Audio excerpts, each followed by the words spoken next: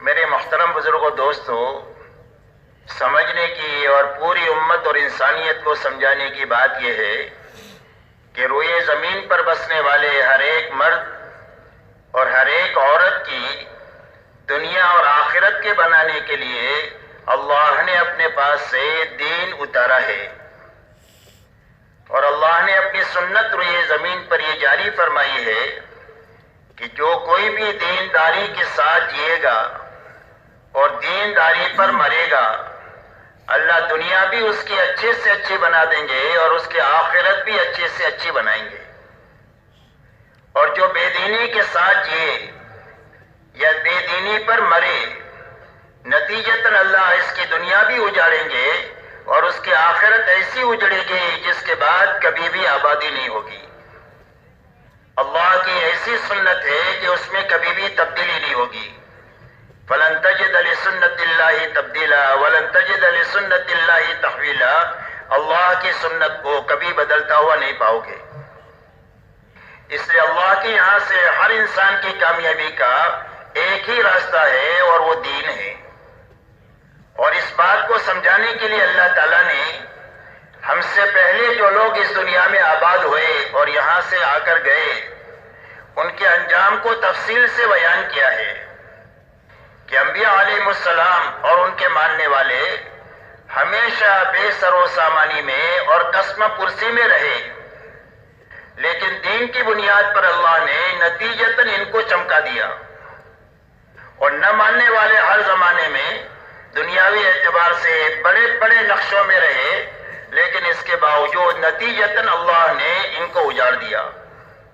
اور قرآن پاک میں اللہ نے فرمایا فَكُلًّا أَخَذْنَا بِذَنبِهِ فَمِنْهُمْ مَنْ أَرْسَلْنَا عَلَيْهِ حَاصِبًا وَمِنْهُمْ مَنْ أَخَذَتْهُ الصَّيْحَةُ وَمِنْهُمْ مَنْ خَسَفْنَا بِالْأَرْضِ وَمِنْهُمْ مَنْ أَغْرَقْنَا وَمَا كَانَ اللَّهُ لِيَظْلِمَهُمْ وَلَكِنْ كَانُوا أَنفُسَهُمْ يَظْلِمُونَ۔ اللہ جل شانہ فرماتے ہیں ان میں کہ ہر ایک کی ہم نے پکڑ کیا، اور پکڑنے کی بنیاد کیا ہوئی؟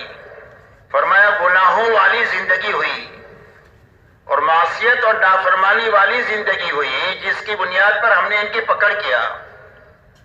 ان میں سے کسی پر ہوا کے عذاب کو بھیجا، اور کسی پر فرشتے کی صیحہ اور چیخ کو مسلط کیا جس سے ان کے کلیجے پھٹ گئے، کسی کو زمین میں دسایا، کسی میں پانی کو پانی میں ڈبایا، اور یہ فرمایا اللہ کسی پر ظلم نہیں کرتے ہیں، انہوں نے ہی اللہ کی نافرمانی اور ناشکری کر کے اپنے آپ کو اللہ کے عذاب کا اور اللہ کی پکڑ کا مستحق بنا دیا۔ اس لیے مجھ سے میرے محترم دوستو، یہ بنیادی بات ہے کہ کامیابی کا ایک ہی راستہ ہے اور وہ صرف دین کا ہے۔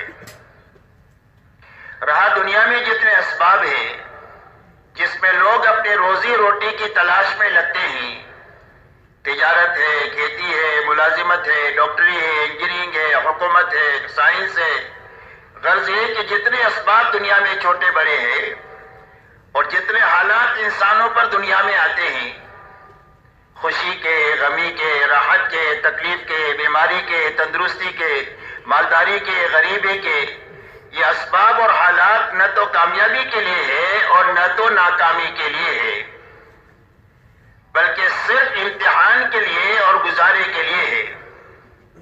اللہ جل شانہ ہر انسان کو چھوٹے بڑے سبب میں رکھ کر اور اچھے برے حال سے گزار کر آزمانا چاہتے ہیں کہ اس سبب میں اور اس حال میں یہ حکم کو سامنے رکھ کر جیتا ہے یا خواہش کو سامنے رکھ کر کے جیتا ہے۔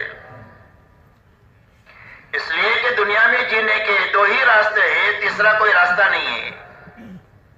ایک راستہ حکموں والا راستہ ہے اور ایک راستہ خواہشات والا راستہ ہے۔ حکموں والا راستہ یہ نبیوں والا راستہ ہے جو جنت کا راستہ ہے، اور خواہشات والا راستہ فرعون کا، شداد کا، حامان کا، ابی بن خلف کا راستہ ہے جو جہنم کا راستہ ہے۔ اللہ جل شانہ نے آزمانے کے لیے ان اسباب اور حالات کو پیدا کیا ہے، باقی کامیابی کا تعلق اللہ نے صرف دین کے ساتھ میں رکھا ہے۔ اسی لیے ہم سے پہلے جو لوگ دنیا میں گئے ان کے واقعات کو اللہ نے بیان فرمایا ہے کہ حضرت سلیمان علیہ السلام اور داؤد علیہ السلام کو اللہ نے بہت بڑی حکومت دیا تھا، حکومت کے نقشے میں رکھ کر اللہ نے چمکا دیا اور کامیاب کر دیا. اور فرعون اور نمرود کے پاس میں بھی بڑی حکومت تھی، اللہ نے ان دونوں کو حکومت میں رکھ کر اجاڑ دیا اور ناکام کر دیا. مال قارون کے پاس تھا، اللہ نے قارون کو اس کے مال کے ساتھ زمین میں دسا دیا اور قیامت تک دستا ہی چلا جائے گا. اور مال عبد الرحمن ابن عوف رضی اللہ تعالیٰ عنہ کے پاس میں بھی تھا، اور اتنا مال تھا کہ جب ان کے انتقال کے بعد ان کی وراثت کو تقسیم کرنے کے لیے لوہے کی اینٹوں کو کاٹا گیا تو کاٹنے والوں کے ہاتھوں میں چھالے پڑ گئے، لیکن اتنے مال نے ان کو نقصان نہیں دیا. ان 10 صحابہ میں سے ہے جن کو اللہ کے نبی صلی اللہ علیہ وسلم نے دنیا ہی میں جنت کی بشارت دی ہے. تو مال ایک طرف ہے، مال دوسری طرف ہے، ایک طرف ناکامی ہے، ایک طرف کامیابی ہے. ایسے ہی وزارت حامان کے پاس تھی، اللہ نے حامان کو وزارت میں اجاڑ دیا اور یوسف علیہ السلام کو اللہ تعالیٰ نے وزارت میں چمکا دیا. تجارت مہاجرین کے پاس تھی، مکہ والے تجارت پیشہ تھے، اللہ نے ان کو تجارت میں چمکا دیا. قوم شعیب کو تجارت میں اللہ نے اجاڑ دیا. باغات انصار مدینہ کے پاس میں تھی، اللہ نے ان کو چمکا دیا باغات میں رکھ کر کے، اور ان کی کھجوریں آج تک پوری دنیا کھا رہی ہے. اللہ نے اتنی برکت عطا فرمائی. دوسری طرف قوم سبا کے پاس بڑے بڑے لمبے چوڑے باغات تھے، اللہ نے ان کو ان باغات میں رکھ کر اجاڑ دیا. میرے محترم دوستو، یہ بنیاد سمجھائی ہے کہ اللہ کے یہ اسباب کامیابی ناکامی کے نہیں ہیں، بلکہ ان اسباب میں دینداری کامیابی کا سبب ہے اور ان اسباب میں بے دینی ناکامی کا سبب ہے. اسی لیے دعوت اور تبلیغ کی محنت سے کسی کا سبب چھڑانے کی محنت نہیں ہے اور کسی کے حال کو بدلنے کی محنت نہیں ہے، بلکہ محنت اس بات کی ہے کہ جتنے ایمان والے جہاں کہیں بھی آباد ہے وہ اپنی زندگی میں محنت کر کے اتنی طاقت پیدا کر لے کہ اس شعبوں میں حکموں پر چلنا آسان ہو جائے، خواہش سے نکلنا آسان ہو جائے. اس کی محنت دعوت اور تبلیغ کے راستے سے ہے، اس لیے کہ جب حکموں کے ساتھ آدمی زندگی گزارے گا اپنی زندگی کے ہر شعبے میں اور اپنے ہر حال میں، تو اس کے ہر حال میں رہتے ہوئے اللہ اس کو کامیاب بھی کر دیں گے، برکت اور رحمت والی زندگی اس کو عطا فرمائیں گے. اسی لیے فرمایا ایک آدمی تاجر ہے تو اس کی تجارت دنیا نہیں ہے، دین ہے، اگر سچائی اور امانت داری کے ساتھ یہ کرتا ہے. اسی لیے فرمایا التاجر الصدوق الامین مع النبیین والصدیقین والشہداء، فرمایا سچا اور امانت دار تاجر کل قیامت کے دن نبیوں کے ساتھ، صدیقین کے ساتھ اور شہداء کے ساتھ اٹھایا جائے گا. اس کی تجارت دنیا نہیں ہے، اس کی تجارت دین ہے، اس سے اس کی آخرت بھی بنے گی، اس کی دنیا بھی اللہ بنائیں گے.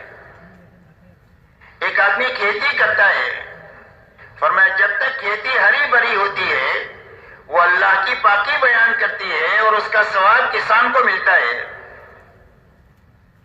اگر اس کھیتی میں سے جانور دانہ کھا جائے یا چور چوری کر جائے، فرمایا اس پر اس کو صدقے کا ثواب ملے گا کسان کو. ایک آدمی کے نصیب میں مزدوری ہے، غریب بنایا اللہ نے، فرمایا صبح سے شام تک یہ مزدوری کرتا ہے، امانت داری کے ساتھ، سچائی کے ساتھ، کام میں بھی چوری نہیں کرتا اور مال میں بھی چوری نہیں کرتا ہے، تو فرمایا اس حال میں شام کو واپس آتا ہے کہ اللہ تعالیٰ اس کو مقدر کی روزی بھی دے دیتے ہیں اور اللہ تعالیٰ اس کے سارے گناہوں کو بھی معاف فرما دیتے ہیں.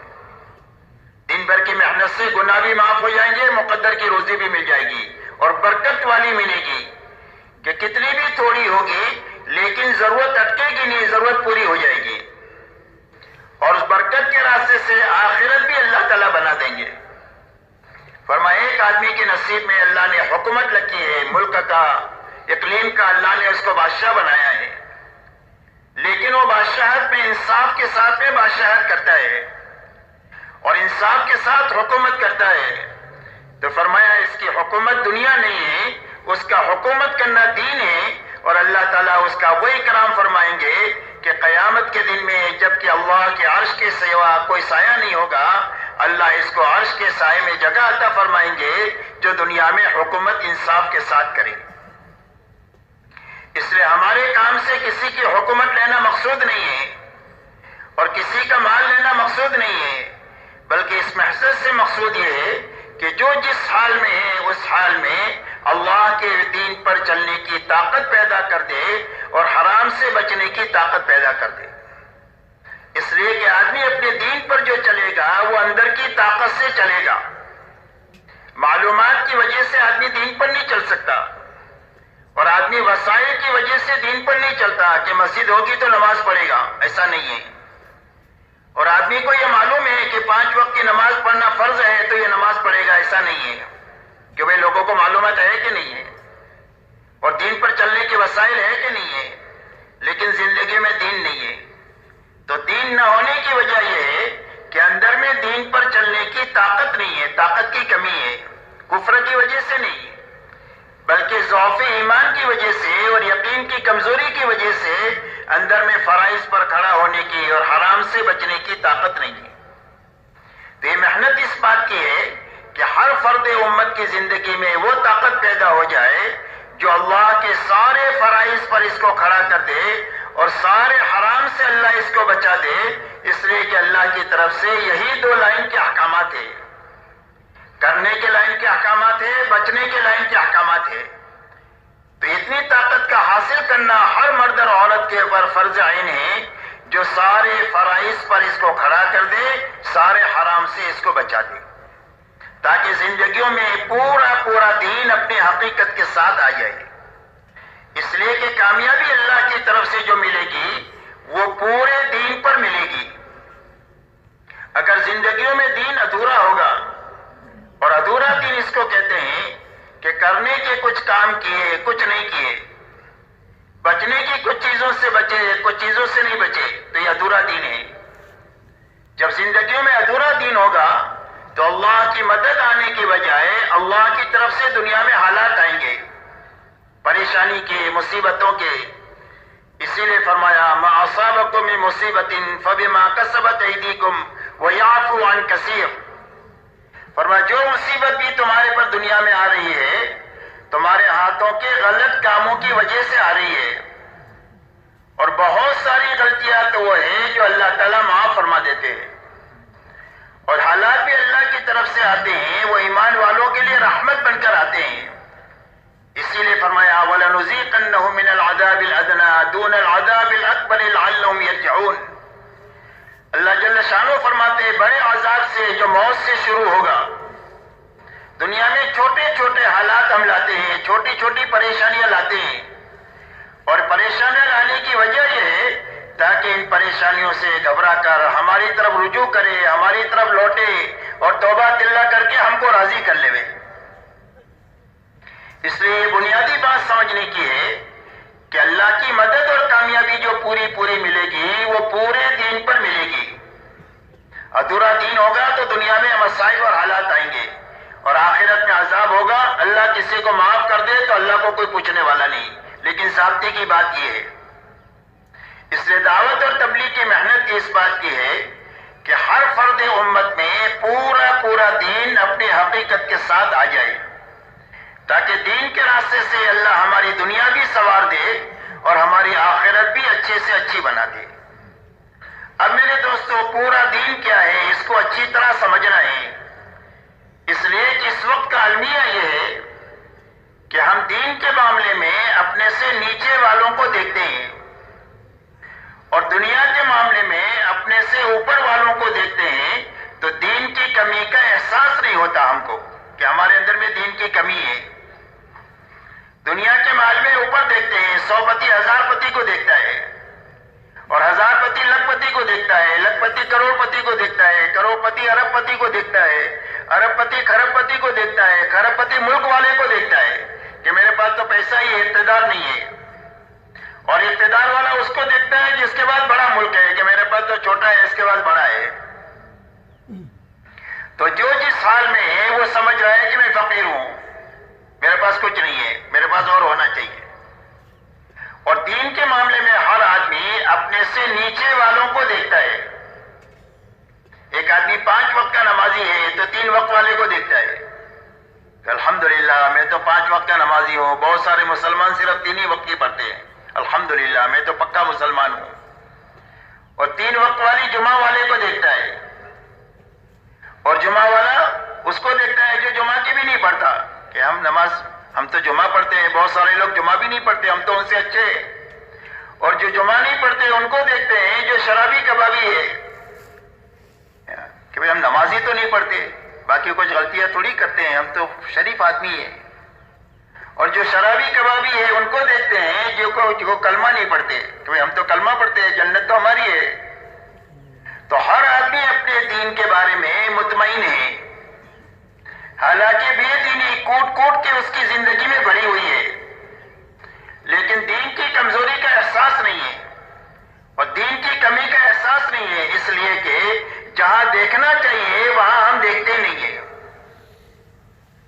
اس لیے کہ ہم کو یہ حکم ہے کہ دنیا کے معاملے میں اپنے سے نیچے والوں کو دیکھو، تو جو نعمت اللہ نے دی ہے اس کا شکر پیدا ہوگا. اور دین کے معاملے میں اپنے سے اوپر والوں کو دیکھو تاکہ اپنی دین کی کمی ہر وقت میں ہماری پر کھلتی رہے اور دینی کمزوری سامنے آتی رہے. اسی لیے کہتے ہیں کہ کوئی بھی آدمی صابرین میں سے اور شاکرین میں سے بن نہیں سکتا ہے جب تک دنیا کے معاملے میں نیچے نہ دیکھنے اور دین کے معاملے میں اوپر نہ دیکھے. اور اللہ تک پہنچنے کا اور اللہ کی رضا تک پہنچنے کا اور جنت تک پہنچنے کا یہی راستہ ہے، صبر اور شکر کا، کہ آدمی زندگی گزارے شکر کے ساتھ اور آدمی زندگی گزارے صبر کے ساتھ. اگر یہ 2 صفتیں آدمی کی زندگی میں آ گئی تو یہ اللہ کو راضی کر لے گا، اللہ کی رضا پر موت آ جائے گی، ہمیشہ ہمیشہ کی جنت مل جائے گی.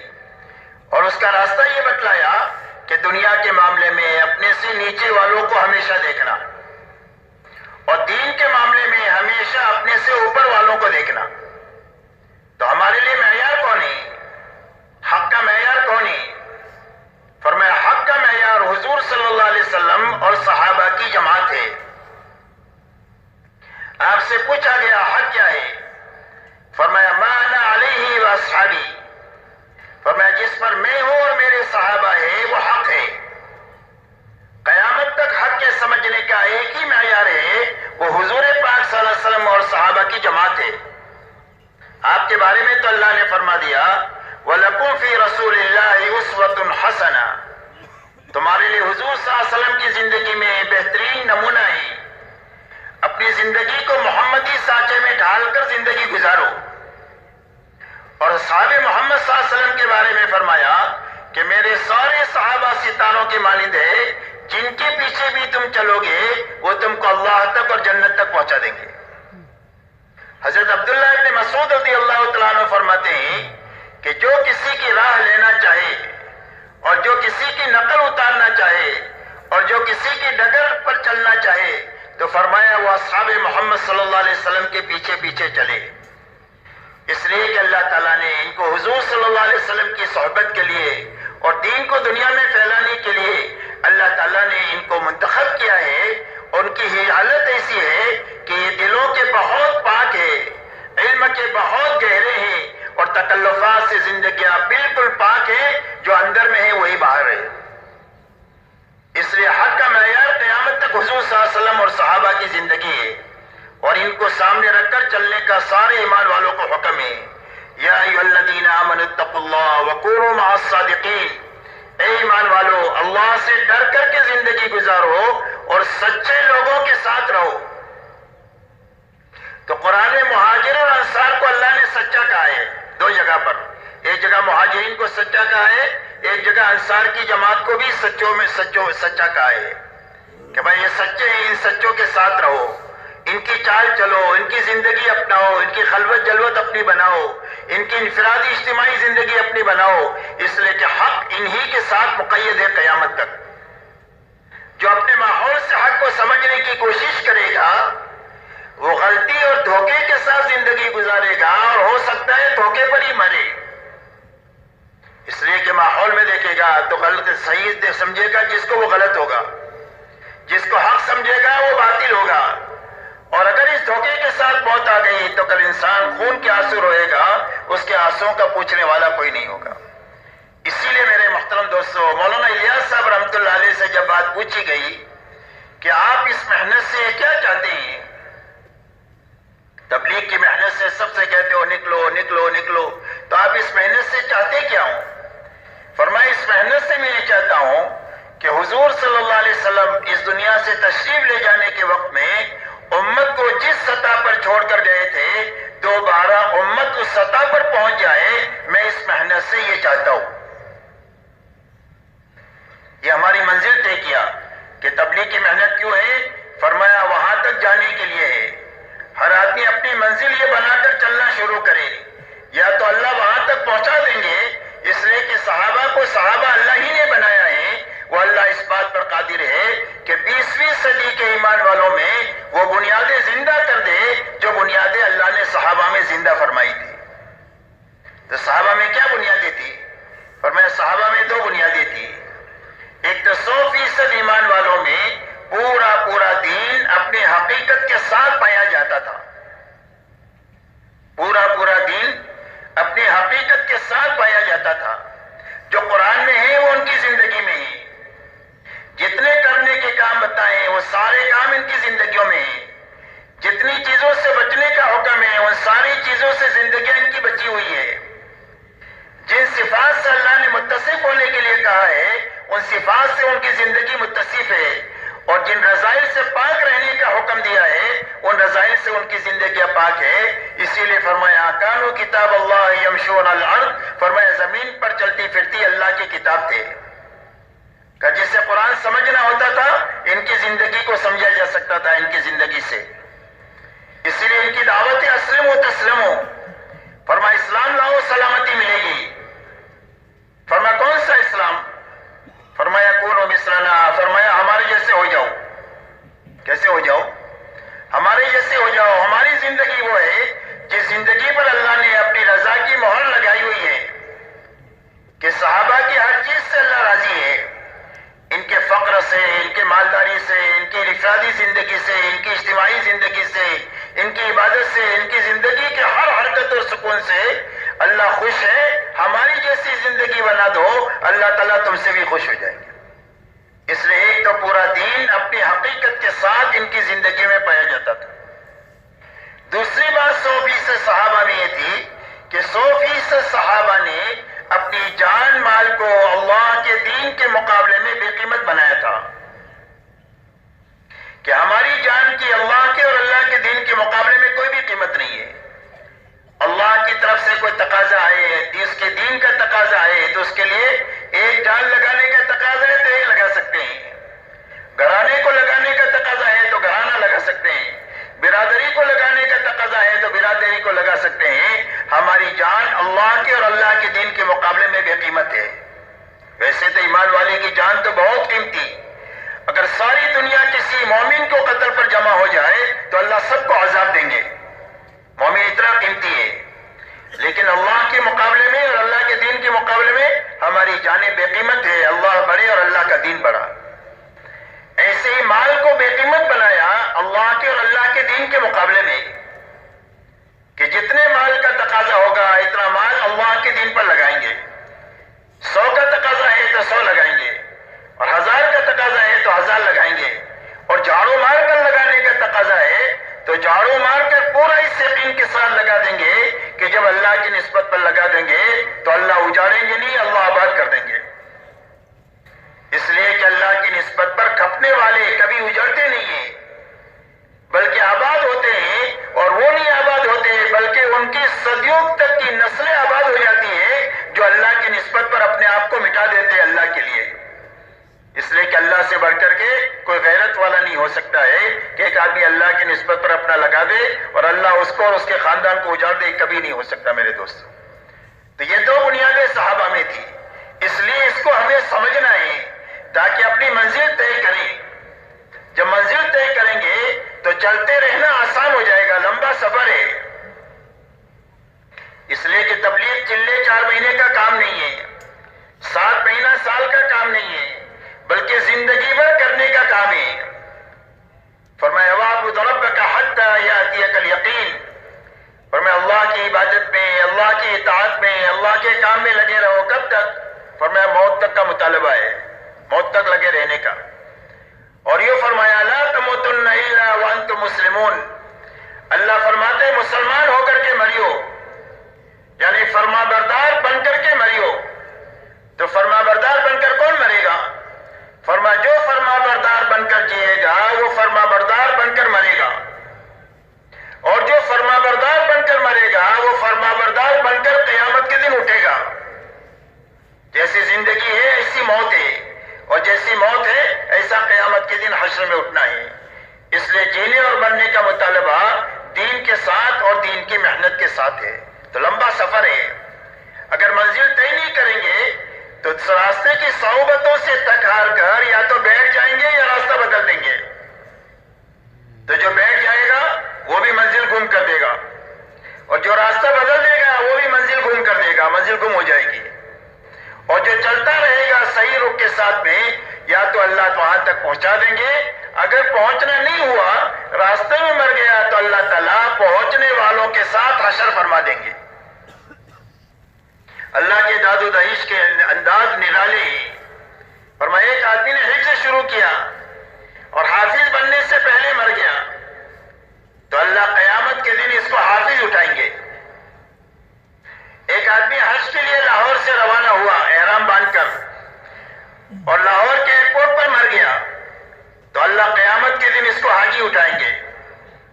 صحابہ کو منزل بنا کر ہم چلتے رہیں گے، یا تو اللہ ان بنیادوں تک پہنچا دیں گے جو بنیادیں میں صحابہ میں زندہ تھی، اور اللہ ان بنیادوں کی بنیاد پر ہم سے وہ کام لے لیں گے جو اللہ نے صحابہ سے کام لیا. اور اگر اتنا منظور نہیں ہوا راستے میں مر گئے تو اللہ تعالیٰ ان کے ساتھ حشر فرما دیں گے. اس لیے میرے دوستو مولانا الیاس صاحب رحمۃ اللہ علیہ نے اس محنت کی منزل یہ طے کیا کہ حضور صلی اللہ علیہ وسلم امت کو جہاں چھوڑ کر گئے تھے امت دوبارہ وہاں تک پہنچے. اس محنت میں آنے والا، اس کو محبت کرنے والا، اس میں چلنے والا ہر آدمی اپنی منزل یہ بناوے کہ مجھے وہاں تک جانا ہے جہاں صحابہ پہنچے تھے. اللہ تعالیٰ پہنچا دیں گے یا اس کے ساتھ میں ہمارا حشر فرما دیں گے.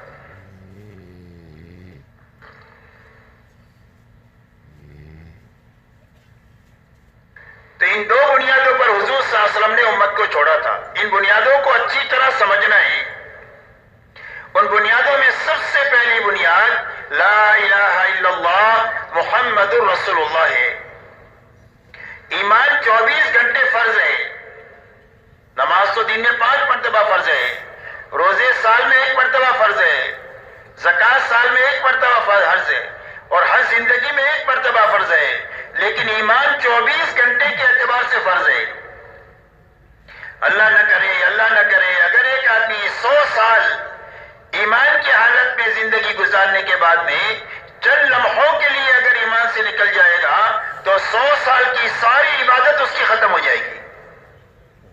اور 100 سال کفر میں زندگی گزارنے والا 1 مرتبہ دل کی تصدیق کے ساتھ لا الہ الا اللہ محمد رسول اللہ پڑھ لے گا تو 100 سال کا کفر دھل جائے گا.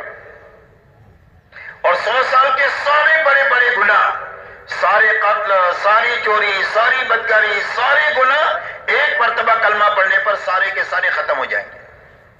اور ایمان اس لیے 24 گھنٹے کے اعتبار سے فرض ہے. اور ایمان میں ادنا کھوٹ کی معافی کی گنجائش نہیں ہے. فرمایا ان اللہ لا یغفر ان یشرک بہ ویغفر ما دون ذلک لمن یشاء. فرمایا اللہ شرک کے گناہ کو معاف نہیں کریں گے، باقی بڑے بڑے گناہ جس کے لیے بھی چاہیں گے معاف فرما دیں گے. 100 آدمی کے قاتل کو معاف کر دیں گے توبہ کی نیت پر، لیکن شرک کے گناہ کو اللہ معاف نہیں فرمائیں گے. اس لیے میرے دوستو سب سے پہلی بنیاد ہمارے دین کی یہ ہے کہ ہر کلمہ پڑھنے والے کا سب سے پہلے کلمہ بننا چاہیے. اور کلمے کے بننے کے معنی یہ ہے کہ ہر کلمہ پڑھنے والے کے الفاظ صحیح ہوتے ہوئے اس کا یقین یہ بننا چاہیے کہ میری زندگی کے بننے اور بگڑنے کا تعلق ملک و مال سے نہیں ہے، ڈگری اور عہدوں سے نہیں ہے، چیزوں اور سامانوں اور حکومتوں سے نہیں ہے. میری زندگی کے بننے اور بگڑنے کا تعلق صرف ایک اللہ کی ذات کے ساتھ ہے.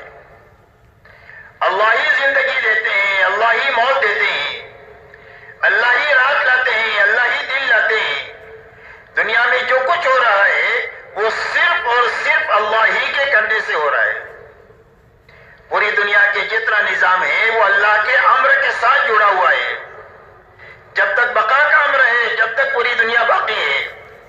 جب اللہ فنا کا امر لائیں گے تو پوری دنیا ختم ہو جائے گی.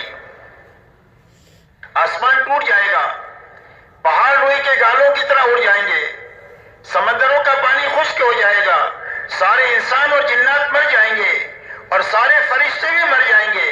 اللہ فرمائیں گے لمن الملک اليوم، آج کے دن بادشاہت اور ملکیت حکومت کس کی ہے؟ کوئی بھی جواب دینے والا نہیں. اللہ فرمائیں گے للہ الواحد القہار.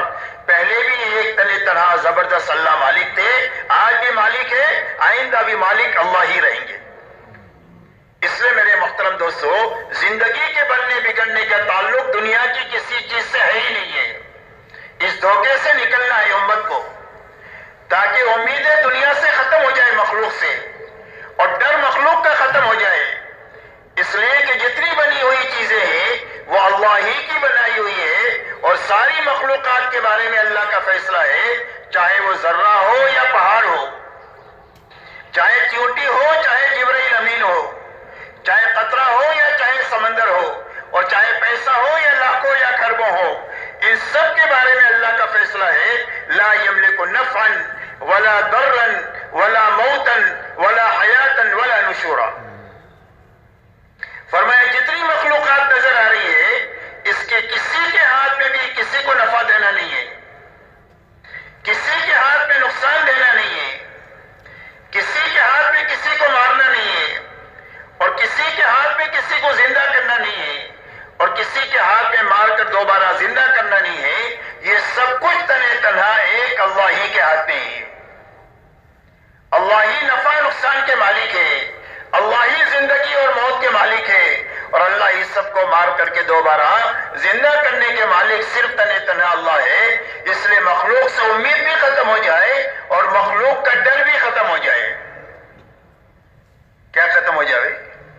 مخلوق سے امید بھی ختم ہو جائے اور مخلوق سے ڈر بھی ختم ہو جائے، کہ ساری دنیا کے سارے انسان اپنے تمام تر ساز و سامان کے ساتھ میں کسی ایک آدمی کو مارنا چاہے تو وقت سے پہلے اس کو مار نہیں سکتے ہیں، اور کسی کو چند سیکنڈ کی زندگی بڑھانا چاہے تو بڑھا نہیں سکتے ہیں.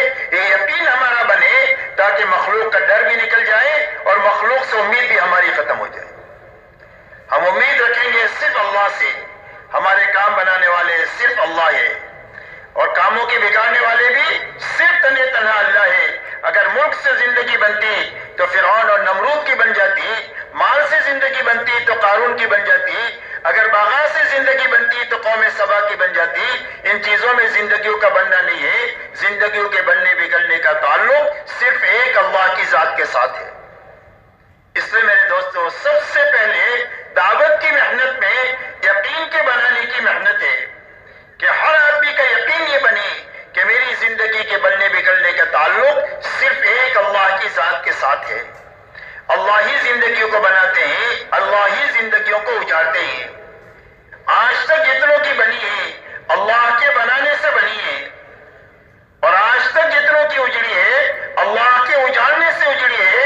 یہ یقین ہمارا بنے تاکہ مخلوق کا ڈر بھی نکل جائے اور مخلوق سے امید بھی ختم ہو جائے. اسی کے ساتھ ہمارا یقین یہ بنے کہ ہماری زندگی کے بننے کا تعلق اللہ کی ذات کے ساتھ ہے، اور اللہ کے یہاں سے زندگی کے بنانے کا ایک ہی ضابطہ ہے، اندھادھند نظام نہیں ہے کہ اس کی بنا دیا اس کی اجاڑ دیا، ایسا نہیں ہے.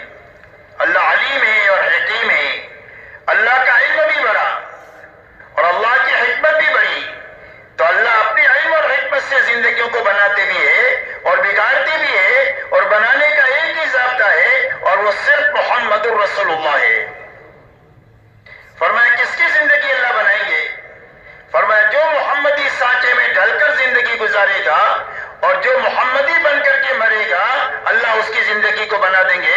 جھوپڑے میں ہے تو جھوپڑے میں بنا دیں گے، محل میں ہے تو محل میں بنا دیں گے، غریب ہے تو غربت میں بنا دیں گے، اور مالدار ہے تو مالداری میں بنا دیں گے، بیمار ہے تو بیماری میں بنا دیں گے، تندرست ہے تو تندرستی میں بنا دیں گے. جس حال میں بھی ہے محمدی بن کر یہ جیے گا اور محمدی بن کر کے یہ مرے گا، ضابطہ ہے اور وہ محمدی بن کر جینا اور محمدی بن کر کے مرنا ہے۔ اس لیے دعوت اور تبلیغ کی محنت اس بات کی ہے کہ ہر ایمان والا اپنے سر کے بالوں سے لے کر پیر کے ناخن تک محمدی بن کر جینا سیکھ لے، محمدی بن کر کے مرنا سیکھ لے، تاکہ جس حال میں ہے اللہ تعالیٰ اس کی زندگی کو اچھے سے اچھی بنا دے۔ اور دنیا کی زندگی اچھی بننے کے معنی یہ ہے کہ اللہ دلوں میں اطمینان، چین اور سکون دیں گے۔ جھوپڑے میں ہے لیکن چین اور سکون ہوگا۔ آپس میں محبتیں اللہ دیں گے، جھگڑے ختم ہو جائیں گے۔ دین کی وجہ سے محبتیں زندہ ہو جائے گی، محبتوں سے زندگی آسان ہو جاتی ہے۔ دعاؤں میں قبولیت پیدا کر دیں گے۔ دنیا حالات کا گھر ہے، کبھی خوشی ہے کبھی غم ہے، تو حالات سے حل کیسے نکلے گا آدمی؟ اور وہ اللہ کے نکالنے سے نکلے گا، اور اللہ سے نکلنے کا راستہ حالات کا صرف زاری کا ہے اور دعا کا ہے۔ تو اللہ دعاؤں میں قبولیت دے دیں گے ہر ایمان والے کی۔ جب اللہ سے کہے گا تو اللہ اس کی دعا پر اس کے کام بنا دیں گے۔ مقدر کی تھوڑی روزی زیادہ روزی حلال اور برکت والی بنا کر کے دیں گے کہ تھوڑی ہے لیکن کافی ہے، تھوڑی ہے لیکن برکت ہے، نسلیں کھا رہی ہے اس میں سے، گھرانے کھا رہے ہیں، اللہ تعالیٰ اتنی برکت عطا فرمائیں گے۔ ایک پیالے میں 70 صحابہ دودھ پی رہے ہیں، اللہ وہ برکتیں دکھائیں گے دوبارہ، دین کی برکت سے اور محمدی بننے کی برکت سے۔ اس لیے میرے دوستو یہ محنت اس بات کی ہے کہ سب سے پہلے ہر ایمان والے کا کلمہ ٹھیک ہو جائے، یقین بھی ٹھیک ہو جائے، اور زندگی بھی سر کے بالوں سے لے کر پیر کے ناخن تک محمدی سانچے میں ڈھل جائے۔ اس لیے کہ اللہ والا بننے کا سب سے مختصر راستہ اور شارٹ کٹ راستہ وہ سنت والا راستہ ہے، سارے خطرات سے پاک راستہ سنت والا راستہ ہے۔ محفوظ طریقے سے اللہ تک آدمی پہنچ جائے گا سنت کے راستے سے۔ اس لیے کہ جب سنت والی زندگی ہوگی تو نفس اور شیطان کے عمل دخل سے آدمی محفوظ ہو جائے گا۔ حدیث پاک میں آتا ہے کہ آدمی نے گھر کا دروازہ بند کیا بسم اللہ کہہ کر، اور آدمی نے کھانا شروع کیا بسم اللہ کہہ کر، تو شیطان کہتا ہے یہاں کھانے کی بھی گنجائش نہیں، یہاں رہنے کی بھی گنجائش نہیں۔ مہر لگ گئی اس کے اوپر، شیطان اس گھر میں داخل نہیں ہو سکتا جو گھر کا دروازہ بسم اللہ کر کے رات کو بند ہوگا، اور جس کھانے کو بسم اللہ کر کے شروع کیا جائے گا اس کھانے میں شیطان شریک نہیں ہو سکتا۔ زندگی میں کسی کام میں جو کام سنت کے مطابق ہوگا اس کے اوپر عمل شیطان کا عمل دخل ختم ہو جائے گا۔ اس لیے میرے دوستو سب سے پہلے کلمہ بنانے کی یہ محنت ہے کہ ہر ایمان والے کا اس محنت کے ذریعے سے کلمہ بن جائے، اور کلمے کے راستے سے ہماری عبادت کی لائن ٹھیک ہو جائے۔ اس لیے کہ ایمان اور عبادت یہ دونوں اللہ کے بڑے بڑے حق ہیں۔ ایمان میں کسی کو شریک کرنے کی گنجائش نہیں، ایسی عبادت میں بھی کسی کی شرکت کی گنجائش نہیں۔ عبادت صرف اللہ کا حق ہے اور ایمان صرف اللہ کا حق ہے۔ یہ دو بڑے بڑے اللہ کے حق ہیں، ایمان اور عبادت۔ اس لیے اپنی عبادت کی لائن کو اچھے سے اچھی بنانا، عبادت میں جانی عبادت بھی ہے اور مالی عبادت بھی ہے۔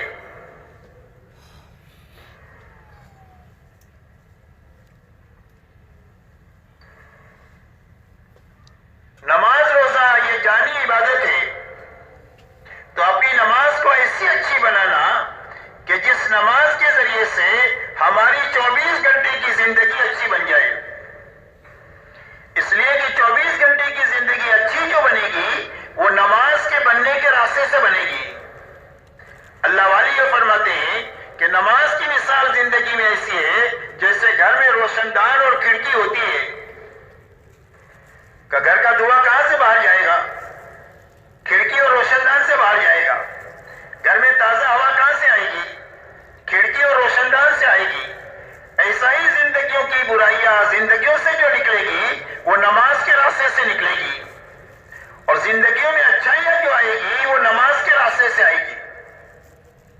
اسی لیے نماز کے بارے میں اللہ نے فرمایا ان الصلاۃ تنہی عن الفحشاء والمنکر، فرمایا نماز آدمی کو بے حیائی اور برائی کے کاموں سے روکتی رہتی ہے۔ نماز بنتی جائے گی تو زندگیوں میں سے رذائل نکلتے جائیں گے، اچھائیاں زندگیوں میں آتی چلی جائے گی۔ حضرت عمر رضی اللہ تعالیٰ عنہ کے زمانے میں ایک نوجوان کی آنکھ لڑ گئی ایک دوشیزہ سے، تو خیر القرون کا بہترین زمانہ تھا، تو لڑکی نے لڑکے سے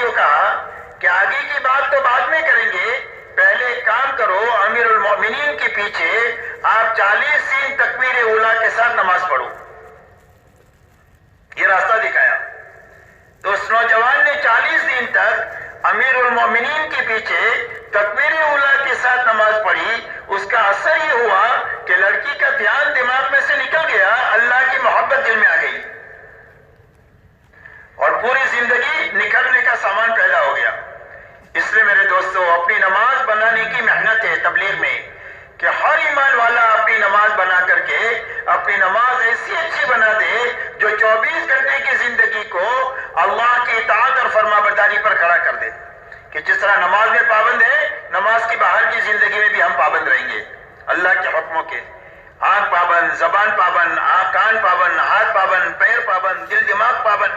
جس طرح نماز میں ساری پابندی, نماز کی باہر کی زندگی میں بھی پابندی.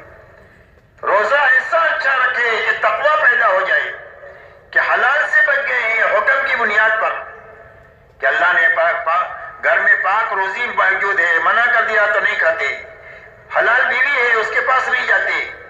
پانی ہے, مچھلی مشروب ہے, لیکن نہیں پیتے. کیوں کہ اللہ نے منع کیا ہے. اور میں حلال سے بچ گئے ہیں تو حرام سے بچنے کی طاقت پیدا ہو جائے کہ پوری زندگی اللہ نے جن چیزوں کو حرام کیا ہے اس سے بچ کر زندگی گزاریں گے. یہ طاقت پیدا کرنے کے لیے اللہ نے رمضان کے 1 مہینے کے روزے عطا فرمائے. اسی کی غرض یہی بتائی کہ روزے اس لیے فرض کیے تاکہ تمہارے اندر تقوی پیدا ہو جائے. اور حرام سے بچ گئے تو یہ سب سے بڑی عبادت گزاری ہے. حدیث پاک میں فرمایا اتق المحارم تکن عبد الناس. فرمایا حرام سے بچ جاؤ, تم سب سے بڑے عبادت گزار ہو. حرام سے بچنا یہ سب سے بڑی عبادت گزاری ہے. 24 گھنٹہ نماز ہے, تسبیح ہے, تلاوت نہیں کر سکتا ہے, لیکن حرام سے بچ کر 24 گھنٹہ آدمی عبادت گزار رہ سکتا ہے. اور تقوی زندگی میں آ جائے تو اللہ تعالیٰ غلطیوں کو معاف کر دیں گے. اللہ تعالیٰ روزی میں برکت دے دیں گے ایسی جگہ سے جہاں سے وہم و گمان بھی نہ ہو. کوئی الجھن آ گئی, پریشانی آ گئی, مقدرات ہے, آ جاتی ہے, تو الجھن سے نکلنے کی بنیاد تقوی ہے. تقوی کی بنیاد پر اللہ الجھن سے نکال دیں گے. اور نیکی ہوگی تو نیکی کا بھاؤ قیامت کے دن اللہ بڑھا دیں گے. اور نیکی میں وزن جو بڑھے گا وہ تقوی کی برکت سے بڑھے گا. آپ انداز لگائیں کہ تقوی کی برکت سے نیکی میں کتنا وزن پیدا ہوتا ہے. حضرت عمر ابن الخطاب رضی اللہ تعالیٰ عنہ صدیق اکبر سے یہ فرماتے ہیں کہ اگر آپ ایک دن کی نیکی مجھے دے دو, آپ کے وصال کے دن کی نیکی اور آپ کی ہجرت کی رات کی نیکی جس میں آپ ساتھ میں تھے آپ کے, وہ مجھے دے دو تو میں اپنی پوری زندگی کی نیکی آپ کو دینے کے لیے تیار ہوں. ایک دن اتنا بھاری اور ایک رات اتنی بھاری. یہ تقوی کی برکت سے صدیق اکبر کو اللہ نے قرآن میں سب سے زیادہ اللہ سے ڈرنے والا بتایا ہے. نبیوں کے بعد سب سے زیادہ اللہ سے ڈرنے والے ہیں. اس لیے میرے محترم دوستو, فرمایا ایسے اچھے روزے ہماری اندر اور امت میں زندہ ہو جائے کہ جس کے راستے سے حرام سے بچنے کی طاقت پیدا ہو جائے. زکوٰۃ اتنی خوش دلی کے ساتھ ایک ایک پائی کی نکالی جاوے کہ دلوں کا بخل ختم ہو جاوے. حج ایسا سیکھ کر اچھی طرح کیا جائے جو پوری زندگی کو اطاعت کے پر کھڑا کر دے. اسی لیے حج ہے, اطاعت سکھانے کے لیے. تو اپنی عبادت کی لائن کو اچھے سے اچھی بنانا, یہ دوسری بنیاد ہے ہماری دین کی. اسی کے ساتھ تیسری بنیاد ہماری معاشرت ہے, آپس کا رہن سہن ہے اور آپس کے حقوق ہے. اس لیے کہ جتنے تعلقات ہیں اتنے دنیا میں حقوق ہے. اور دنیا تعلقات کی جگہ ہے کہ بادشاہ ہے اور رعیت ہے, یہ تعلق ہے. یہ سیٹ ہے اور نوکر ہے, یہ تعلق ہے. یہ باپ ہے اور یہ بیٹے ہیں اور بچے ہیں, یہ تعلق ہے. یہ میاں ہے اور یہ بیوی ہے, یہ تعلق ہے. یہ بھائی ہے اور یہ بہن ہے, یہ تعلقات ہے. یہ پڑوسی اور یہ پڑوسی, یہ تعلقات ہے. یہ دنیا تعلقات کی جگہ ہے اور جتنے تعلقات ہیں اتنے حقوق ہیں. جب حقوق ادا ہو جائیں گے تو حقوق کے ادا ہونے کی وجہ سے گھر سے لے کر پورا عالم جنت کا نمونہ بن جائے گا, گہوارہ بن جائے گا. پوری دنیا میں امن و امان ہوگا, پوری دنیا میں سلامتی ہوگی حقوق کی ادائیگی کی وجہ سے. اور اگر حقوق ضائع ہو جائے اور حقوق ایک دوسرے کے مارے جائے تو گھر سے لے کر پورا عالم یہ جہنم کا اکھاڑا بن جائے گا. آج دیکھ لو پوری دنیا میں کسی کی جان محفوظ نہیں ہے, کسی کا مال محفوظ نہیں ہے, کسی کی آبرو محفوظ نہیں ہے. اس کی بنیاد حقوق کا ضائع کرنا ہے. جب تک یہ حقوق کا ضائع ہونا رہے گا، جب تک جان مال غیر محفوظ رہے گی، اور جب حقوق کی ادائیگی دنیا میں زندہ ہو جائے گی تو پوری دنیا میں ہر ایک کی جان مال آبرو محفوظ ہو جائے گی۔ اسی لیے ایمان والوں کے بارے میں حضور صلی اللہ علیہ وسلم فرماتے ہیں کہ ایمان والوں کی مثال ایک دوسرے کے ساتھ محبت کرنے میں، ایک دوسرے کی بھلائی چاہنے میں، اور ایک دوسرے کے کام آنے میں، اور ایک دوسرے کی غلطی معاف کرنے میں ایسی ہے جیسا کہ ایک جسم ہوتا ہے۔ جسم کے سارے اعضاء کی شکل الگ ہے، ہر ایک کا کام الگ ہے۔ ہاتھ پکڑتا ہے، چلتا نہیں ہے، آنکھیں دیکھتی ہے، بولتی نہیں ہے، ہر ایک کی شکل الگ ہے، ہر ایک کا کام الگ ہے، لیکن آپس میں اتنا جوڑ ہے کہ چلتے ہوئے ٹھوکر لگ جائے تو پورا جسم اس کی تکلیف کو محسوس کرتا ہے، اور اچھا کھانا کھا لے یا رات کو سو جائے تو پورا جسم اس کی لذت اور راحت کو محسوس کرتا ہے۔ فرمایا اس سے ایمان والوں کی مثال ہے کہ کوئی ایمان والا اپنے بھائی کی برائی کو سوچ ہی نہیں سکتا، جیسا ایک عضو دوسرے عضو کی برائی نہیں سوچ سکتا۔ کبھی پیر ہی نہیں کہیں گے میں جسم کے بوجھ کو کیوں اٹھاؤں، کبھی زبان ہی نہیں کہے گی کہ پیر کی تکلیف میں میں اپنی زبان کو کیوں ہلاؤں۔ ہر عضو اپنے لیے کم کام کرتا ہے، دوسرے کے لیے زیادہ کرتا ہے۔ فرمایا ایمان والوں کی مثال یہ ہے، اور جب ایمان والے آپس میں ایک ہوں گے اور نیک ہوں گے تو اللہ کی مدد کے مستحق ہو جائیں گے۔ اللہ کی مدد کے اٹھنے کا سب سے بڑا سبب آپس کا اختلاف اور افتراق ہے۔ جب امت مختلف کھانوں میں بڑھ جاتی ہے، زبان کے لیول پر، زبان کے وجہ سے، یا قوم کی وجہ سے، یا وطن کی وجہ سے، یا رنگ و روپ کی وجہ سے، جب مختلف کھانوں میں امت بڑھ جاتی ہے تو اللہ کی مدد سے محروم ہو جاتی ہے۔ اسی لیے حضور پاک صلی اللہ علیہ وسلم نے جاہلیت کی ساری رگوں کو کاٹا ہے، اور کاٹ کر آپ نے امت کو ایک بنایا ہے اور نیک بنایا ہے، اور پوری امت کو اللہ پر جمع کیا ہے۔ کیا امت کون ہے؟ کہ اللہ والے ہیں، انما المؤمنون اخوہ، کہ سارے ایمان والے آپس میں بھائی بھائی ہیں۔ سب سے بڑا رشتہ ایمان کا رشتہ ہے۔ اسی لیے غزوہ بدر کے موقع پر جب قیدیوں کے بارے میں رائے لی گئی تو حضرت عمر رضی اللہ تعالیٰ نے جو رائے دیا وہ یہ رائے دیا کہ اللہ کے نبی، میری رائے یہ ہے کہ ہر ایمان والے کا کوئی نہ کوئی رشتہ دار سامنے قیدی ہے، اس ایمان والے کے ہاتھ میں اس کے رشتہ دار کو دے دو، کافر بیٹے کو مسلمان بیٹے کے ہاتھ میں دے دو، باپ کو وہ اس کی گردن مار دے، بھائی کو بھائی کے ہاتھ میں دے دو، چاچا کو بھتیجے کے ہاتھ میں دے دو، تاکہ اللہ کے سامنے ہم ثابت کر دیں کہ ہم سارے رشتوں سے اوپر اٹھ چکے ہیں، ہمارا رشتہ سب سے بڑا رشتہ ایمان کا ہے، جو ایمان والا ہے جو ہمارا ہے، جو ایمان والا نہیں وہ ہمارا نہیں۔ اس لیے میرے محترم دوستو، ایمان والوں کی مثال اللہ کے نبی صلی اللہ علیہ وسلم نے یہ دیا، اور یہ فرمایا تم میں کا کوئی بھی کامل مومن بن نہیں سکتا ہے جب تک وہ اپنے بھائی کے لیے وہ چیز پسند نہ کرے جو اپنے لیے پسند کرتا ہے۔ یہ انصاف ہے، ہماری معاشرت کی بنیاد انصاف پر ہے کہ اپنے لیے جو پسند کریں گے اپنے سارے ایمان والے بھائیوں کے لیے پوری دنیا میں پسند کریں گے، جس قوم کا ہو، جس وطن کا ہو، جس زبان کا ہو، جس رنگ کا روپ کا ہو، وہ ایمان والا ہے، وہ ہمارا ہے۔ یہ سب سے بڑا رشتہ ہے۔ اس لیے فرمایا اس کے لیے وہ پسند کریں گے جو اپنے لیے پسند کریں گے۔ صرف وہی نہیں کریں گے بلکہ احسان بھی کریں گے، ضرورت پڑنے پر اپنی ضرورت کو اٹکا کر اس کی ضرورت پوری کریں گے۔ 7 گھروں میں بکری کی سری گھوم پھر کر پہلے گھر پر واپس آتی ہے، ان کے فقر کا بھی پتہ دیتی ہے اور ان کے اخلاق کا بھی پتہ دیتی ہے کہ بھلے میں بھوکا رہ جاؤں، میرا بھائی کھا لے۔ 3 صحابی بھوک پیاس کے حالت میں مر رہے ہیں، اپنے بھائی سے پہلے پانی پینے کو پسند نہیں کر رہے کہ ہمارا ایمان والا بھائی ہے، اس کو ہم اپنی ضرورت کو اٹکائیں گے، اس کی ضرورت کو پوری کریں گے۔ ہماری معاشرت کی بنیاد حیا پر ہے۔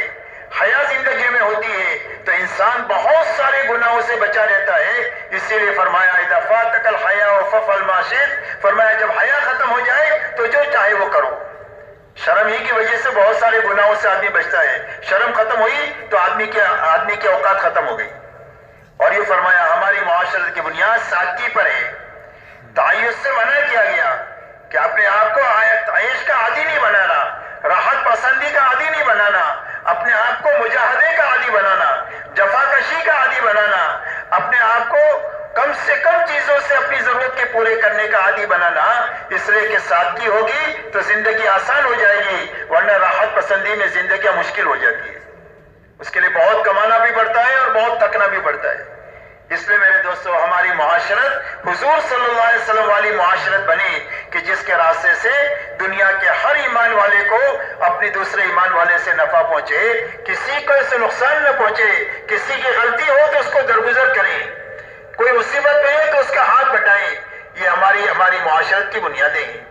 اسی کے ساتھ میرے محترم دوستو، اللہ تعالیٰ نے اس دنیا کو ضرورت کے پوری کرنے کی جگہ بنایا ہی ہے، یہ خواہشات کی پوری کرنے کی جگہ نہیں ہے۔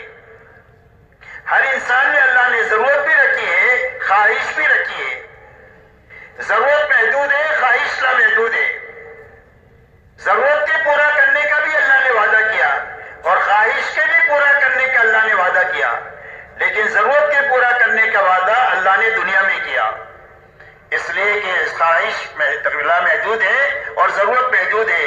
دنیا میں ضرورت پوری ہو سکتی ہے، خواہش کسی کی پوری نہیں ہو سکتی، اس لیے خواہش کے پوری کرنے کا وعدہ اللہ نے جنت میں کیا۔ اور ہر انسان کی 5 ضرورتیں ہیں، کھانا ہے، کپڑا ہے، مکان ہے، سواری ہے اور شادی ہے۔ ہر مرد اور عورت کی 5 ضرورتیں ہیں۔ ان ضرورتوں کو حلال طریقے سے حاصل کرنا، سنت طریقے پر پوری کرنا، حرام سے بچنا اور اسراف سے بچنا۔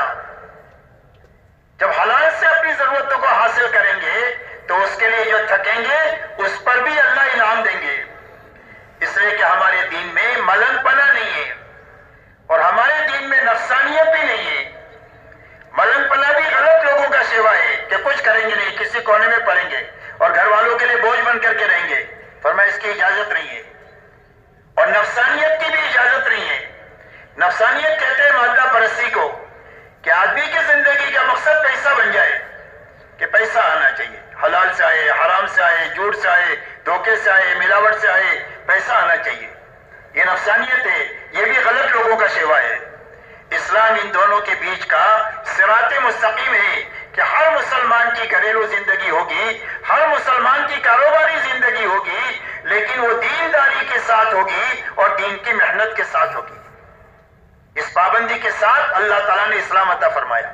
ہمارا دین میں کرو یا مرو نہیں ہے، بلکہ آسانیاں ہیں، اور اتنی آسانیاں ہیں کہ ہر آدمی دین پر ہر زمانے میں ہر حال میں چل سکتا ہے۔ اللہ نے اتنا آسان دین دیا، اس لیے اپنی ضرورتوں کو حلال طریقے سے حاصل کرنا، سنت طریقے پر پورا کرنا، رہا خواہشات اس کو آخرت کے لیے چھوڑنا۔ دنیا میں اللہ نے خواہشات کیوں رکھی ہر آدمی میں لامحدود؟ فرمایا اس کو پورا کرنے کے لیے نہیں رکھی ہے، اس کو حکم کے مقابلے میں توڑنے کے لیے رکھی ہے۔ جب حکم آئے گا تو اس کے مقابلے میں خواہش آئے گی، تو حکم کو پورا کرنے کے لیے خواہش توڑنے کے لیے رکھی ہے۔ جب خواہش ٹوٹے گی تو ایمان کا نور ملے گا، ہدایت کا نور ملے گا۔ دیا جلتا ہے نا تیل تو روشنی ہوتی ہے، پیٹرول جلتا ہے تو گاڑی چلتی ہے، ایسا ہی جب خواہش ٹوٹتی ہے تو ہدایت کا نور ملتا ہے۔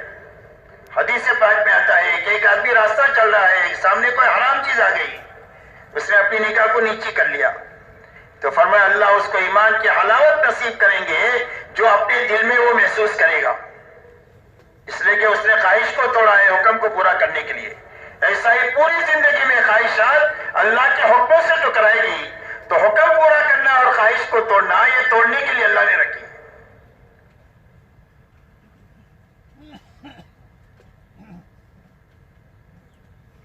اور خواہش پوری کہاں کریں گے؟ فرمایا جنت میں پوری کریں گے، اس لیے کہ آخرت لامحدود ہے، تو وہاں پر لامحدود خواہشات پوری ہوگی۔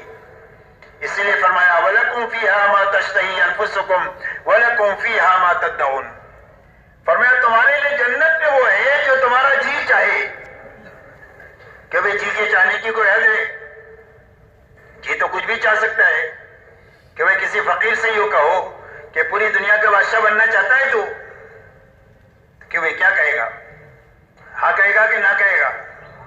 ہاں کہے گا، لیکن بیچارہ بن نہیں سکتا یہاں۔ لیکن آخرت میں اس کی خواہش پوری ہوگی، ہر آدمی اپنی جنت میں جنتیوں کی شاہانہ شان سے رہے گا، بادشاہوں کی طرح۔ اسی لیے فرمایا وَإِذَا رَأَيْتَ ثَمَّ رَأَيْتَ نَعِيمًا وَمُلْكًا كَبِيرًا۔ اے مخاطب تو دیکھے گا، پھر دیکھے گا، کیا دیکھے گا؟ فرمایا نعمتوں کا لامتناہی سلسلہ ہوگا جو کبھی ختم جوانی ہوگی اور ہر ایک کا بہت بڑا ملک ہوگا. کم سے کم درجے کا جو جنتی ہوگا اس کی جنت پوری دنیا سے 10 گنا بڑی جنت ہوگی. پاکستان سے بڑی نہیں، پوری دنیا سے 10 گنا بڑی جنت ہوگی. اور اس جنت پہ جوان بنا کر داخل کریں گے، کبھی بوڑھا نہیں ہوگا. تندرست بنا کر داخل کریں گے، کبھی بیمار نہیں ہوگا. خوبصورت بنا کر داخل کریں گے، کبھی بدصورت نہیں ہوگا. زندگی دے کر داخل کریں گے جہاں کبھی موت نہیں آئے گی. ہر ایک کی جوانی یوسف علیہ السلام، ہر ایک کا حسن حضرت یوسف علیہ السلام جیسا ہوگا. ہر ایک کی آواز حضرت داؤد علیہ السلام جیسی سریلی ہوگی. ہر ایک کی جوانی حضرت عیسیٰ علیہ السلام جیسی ہوگی. سب کی عمر 33 سال کی ہوگی جنت میں. اور ہر ایک کا قد حضرت آدم علیہ السلام جتنا ہوگا. اور ہر ایک کے اخلاق جناب محمد رسول اللہ صلی اللہ علیہ وسلم جیسے ہوں گے. اور ہر جنتی کو 100 آدمیوں کی طاقت دے کر اللہ جنت میں داخل کریں گے. اللہ کا دیدار ہوگا. جیسے چودھری رات کے چاند کو دیکھتے ہیں کوئی چیز رکاوٹ نہیں بنتی، اس طرح اللہ کے دیدار میں کوئی چیز رکاوٹ نہیں ہوگی. اللہ مہمانی فرمائیں گے. اور ہر آدمی نبیوں کی جو جتنا کام کرے گا وہ نبیوں کی کرسی کے اتنا ہی قریب ہوگا. اور اللہ تعالیٰ کی مہمانی میں سارے جنتیوں کی مہمانی ہوگی. اور ہر نعمت لازوال ہوگی، کبھی ختم نہیں ہوگی. اور کبھی اس پر روک ٹوک نہیں ہوگی. لا مقطوعۃ ولا ممنوعہ، کبھی ختم بھی نہیں ہوگی، کوئی روک ٹوک بھی نہیں ہوگی. اس لیے میرے دوستو اللہ تعالیٰ خواہشات پوری کرنے کے لیے جنت بنائی ہے. اور دنیا ضرورت کی پوری کرنے کی جگہ ہے. اس کو حلال طریقے سے حاصل کرنا ہے، سنت طریقے پر پوری کرنا ہے. حرام سے بچنا ہے اور اسراف سے بچنا ہے. اس لیے کہ حلال اور حرام کی تاثیر ایسی ہے جیسا کہ کھانے کی ہوتی ہے. آدمی اچھا کھانا کھائے تو طاقت بنے گی، خوشی محسوس ہوگی. سڑا ہوا کھانا پیٹ پہ گیا چلا گیا تو کیا ہو جائے گا؟ بدہضمی ہو جائے گی، طے ہو جائے گی، جلاب ہو جائے گا، پھوڑی پھوسی نکل جائے گی. کہ کیا ہوا؟ کہ فوڈ پوائزن ہو گیا. ایسے ہی حلال اور حرام کی تاثیر ہے. جب زندگی میں حرام آتا ہے تو حرام سوچتا ہے، اور جب حلال آتا ہے تو زندگی میں حلال کام کرنا آدمی کو سوچتا ہے. حلال اور حرام کی اتنی تاثیر ہے. ایک اللہ والے فرماتے ہیں میری دعوت کیا ایک نیک آدمی نے، اور اس کا کھانا کھانے کے بعد کئی دنوں مجھے تہجد پڑھنے کا مزہ آیا. اور ایک غلط آدمی کے یہاں میری دعوت ہوئی، اس کا کھانا کھانے کے بعد کئی دنوں میرے اندر بدکاری کا جذبہ پیدا ہوا. اللہ میری آپ کی اور پوری امت کی حفاظت فرمائے. اس لیے میرے دوستو اپنے کھانے کمانے کی لائنوں کو علماء پر پیش کر کر کے ہر قسم کے حرام سے، ناجائز سے، مشتبہ سے، مکروہ سے نکالتے ہوئے پاک صاف لقمہ ہمارے پیٹ میں جانا چاہیے، اور ہمارے بچوں کے پیٹ میں جانا چاہیے، اور ہماری عورتوں کے پیٹ میں جانا چاہیے. ہم حلال کمائی کما کر ان کے اوپر خرچ کرنے کے مکلف ہیں، حرام کمائی کر کے خرچ کرنے کے مکلف نہیں ہے. اس لیے میرے دوستو حرام سے بچانا، حلال سے کمانا، سنت طریقے پر اپنی ضرورتوں کو پوری کرنا، اسراف سے اپنے آپ کو بچانا. اس لیے کہ اسراف کی مثال اللہ والے فرماتے ہیں آگ کی ہے. آگ میں کتنا بھی لکڑی ڈالو سب کو جلا دے گی، اس کا پیٹ بھرے گا ہی نہیں. ایسا اسراف جب زندگی میں آ جاتا ہے تو ساری جانی مالی طاقت کو کھا لیتا ہے. نہ دعوت کے لیے بچے، نہ عبادت کے لیے بچے، نہ اخلاق کے لیے بچے، ساری جانی مالی طاقت کھا لیتا ہے. بوڑھے ماں باپ کو سنبھالنے کے لیے نہیں بچتی ہے، یہاں تک کہ فرض نماز پڑھنے کے لیے وقت نہیں بچتا. اسراف اتنی زندگی کو کھا لیتا ہے. اس لیے اسراف کی اجازت نہیں ہے. اسراف سے اپنے آپ کو بچانا اور سنت طریقے پر اپنی زندگیوں کو لانا. سنت میں برکت ہی برکت ہے، سنت میں رحمت ہی رحمت ہے، سنت میں حفاظت ہی حفاظت ہے. سنت میں سب سے زیادہ اللہ سے قرب پیدا کرنے کی طاقت اللہ نے رکھی ہے. اس لیے اپنی ضرورتوں کو اس طریقے سے پورا کرنا. اسی کے ساتھ میں جب یہ 4 لائنیں ٹھیک ہوگی، جب کلمہ بنے گا، جب عبادت کی لائن ٹھیک ہوگی، جب معاشرت کی لائن ٹھیک ہو جائے گی، اور جب ہماری معاملات کی لائن ٹھیک ہو جائے گی، اب ہماری زندگیوں میں اخلاق کے پھل لگیں گے. 5ویں نمبر پر جا کر زندگی میں اخلاق آتے ہیں یہ 4 لائنیں ٹھیک ہونے کے بعد میں، ورنہ تو اغراضی ہوتی ہے.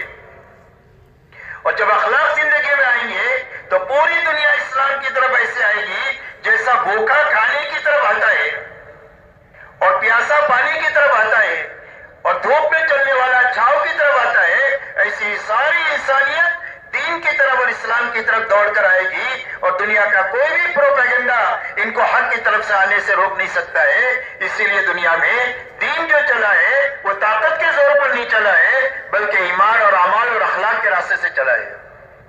صحابہ دنیا میں جو پھرے ہیں وہ ایمان کے ساتھ، اعمال کے ساتھ اور اخلاق کے ساتھ دنیا میں پھرے ہیں، جو ساری انسانیت کے قلوب کو اسلام کی طرف متوجہ کیے۔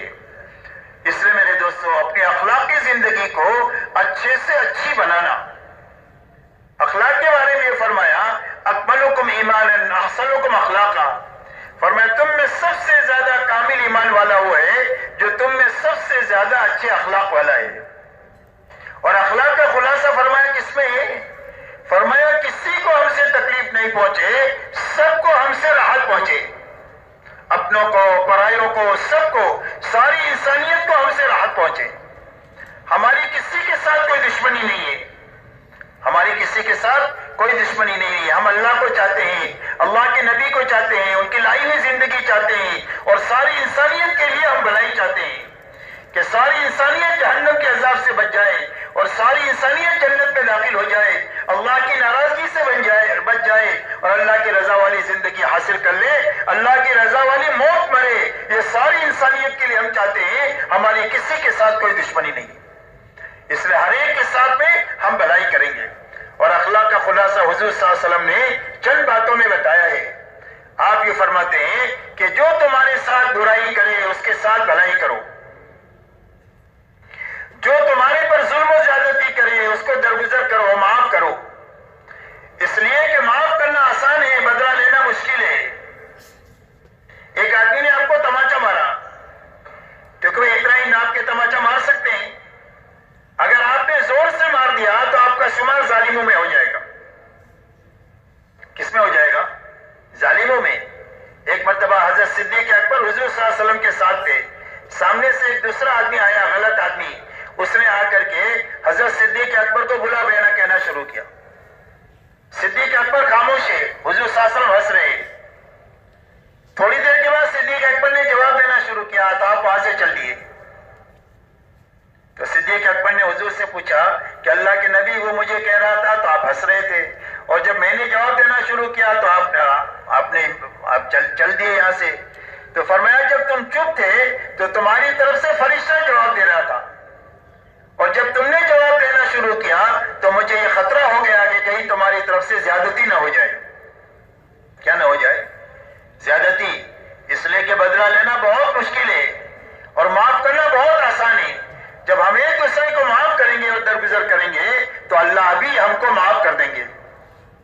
اللہ سے معافی لینے کا راستہ اللہ کے بندوں کو معاف کرنا ہے، اللہ کے بندوں کو درگزر کرنا ہے۔ اس لیے فرمایا جو تمہارے پر ظلم و زیادتی کرے اس کو درگزر کرو۔ فرمایا جو تمہارے ساتھ رشتہ داری کو توڑے اس سے رشتہ داری کو جوڑو، جو رشتہ داری توڑے اس کے ساتھ رشتہ داری جوڑو۔ اس لیے کہ صلہ رحمی کا مسئلہ تو بہت اہم ہے۔ قیامت کے دن صلہ رحمی اللہ سے کہے گی اے اللہ جس نے مجھے دنیا میں جوڑا اپنی رحمت سے اس کو جوڑ دے، اور جس نے مجھے دنیا میں توڑا اپنی رحمت سے اس کو کاٹ دے۔ اس لیے ہر حال میں رشتہ داری کو نبھانا چاہیے، چاہے کتنا ہی اپنی آنکھ پر جھیلنا پڑے، کتنا ہی برداشت کرنا پڑے، کبھی رشتہ داری کو خراب نہیں کرنا چاہیے۔ اپنے ماں باپ کے ساتھ، اپنے بھائی بہنوں کے ساتھ، اپنے سسرالی رشتے داروں کے ساتھ، اپنے اور رشتے داریوں کے ساتھ، کسی رشتے داری کے ساتھ میں کبھی بھی بگاڑ نہیں کرنا چاہیے، بلکہ صلہ رحمی کے ساتھ میں رہنا چاہیے۔ اس لیے کہ صلہ رحمی سے رزق میں بھی برکت ہوتی ہے اور عمر میں بھی برکت ہوتی ہے۔ اس لیے فرمایا جو رشتے داری کو توڑے اس کے ساتھ رشتے داری کو جوڑو، اور فرمایا جو تمہیں کبھی کھانے چائے پانی کو نہ پوچھے اس کو کھلاؤ پلاؤ، جو کبھی چائے پانی کا نہ پوچھے اس کو کھلانا پلانا۔ فرمایا اولین اور آخرین کے اخلاق ہیں۔ اور حضور صلی اللہ علیہ وسلم کے زمانے میں جتنی زبردست جاہلیت تھی وہ جو ختم ہوئی ہے وہ آپ کے اخلاق کے راستے سے ختم ہوئی ہے۔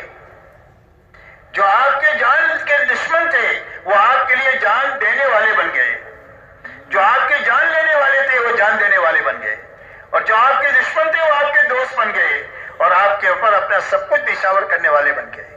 میرے دوستو حدیبیہ کے موقع پر سہیل ابن عمرو یہ لکھنے کے لیے تیار نہیں ہے من محمد رسول اللہ، لیکن اللہ تعالیٰ نے فتح مکہ کے بعد حجۃ الوداع میں ایسا حال بنایا کہ سہیل ابن عمرو کھڑے ہیں، حضور صلی اللہ علیہ وسلم حلق کرا رہے ہیں اور آپ کے بالوں کو اٹھا رہے ہیں اور اپنے آنکھوں سے چوم رہے ہیں، اور آپ وضو کر رہے ہیں اور آپ کے وضو کو لے کر کے اپنے بدن کے پر مل رہے ہیں.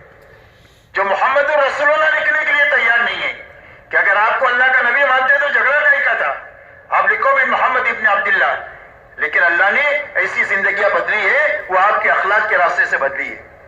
اسی لیے آپ اندازہ لگاؤ حضور پاک صلی اللہ علیہ وسلم جب فاتحانہ طور پر مکہ مکرمہ میں داخل ہوئے ہیں تو مکہ مکرمہ میں آپ کے ساتھ میں 10,000 جان نثاروں کی جماعت ہے، اور مکہ میں وہ لوگ موجود ہیں جو آپ کے لیے آپ کے راستے میں کانٹے بچھائے، آپ کے پر اونٹ کی ہوئی ڈالی، آپ کی بیٹی حضرت زینب کو نیزہ مارا، اور آپ کے خباب کو، خبیب کو، عمار کو، یاسر کو، سمیہ رضی اللہ عنہم اجمعین کو تکلیفیں پہنچائی اور شہید کیا ہے، لیکن آپ نے کسی سے بدلہ نہیں لیا.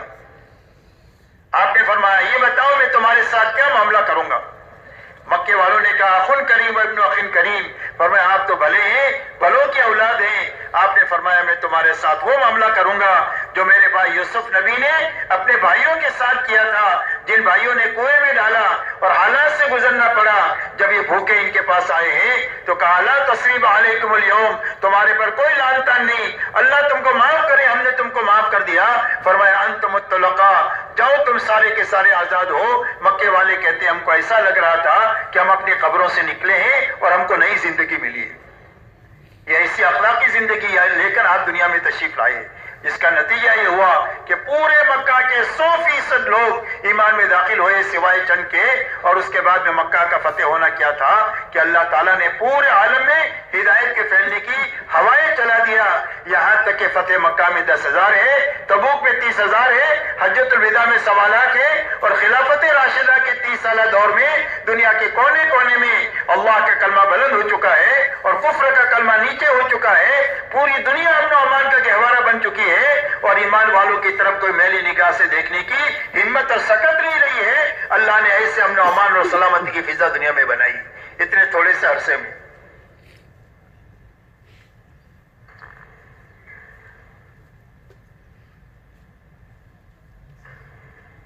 اس لیے میرے محترم دوستو اپنی اخلاقی زندگی کو اچھے سے اچھی بنانا، اس لیے کہ پوری دنیا کے سامنے جو چیز آئے گی وہ ہماری معاشرت آئے گی، ہمارے معاملات آئیں گے اور ہمارے اخلاق آئیں گے.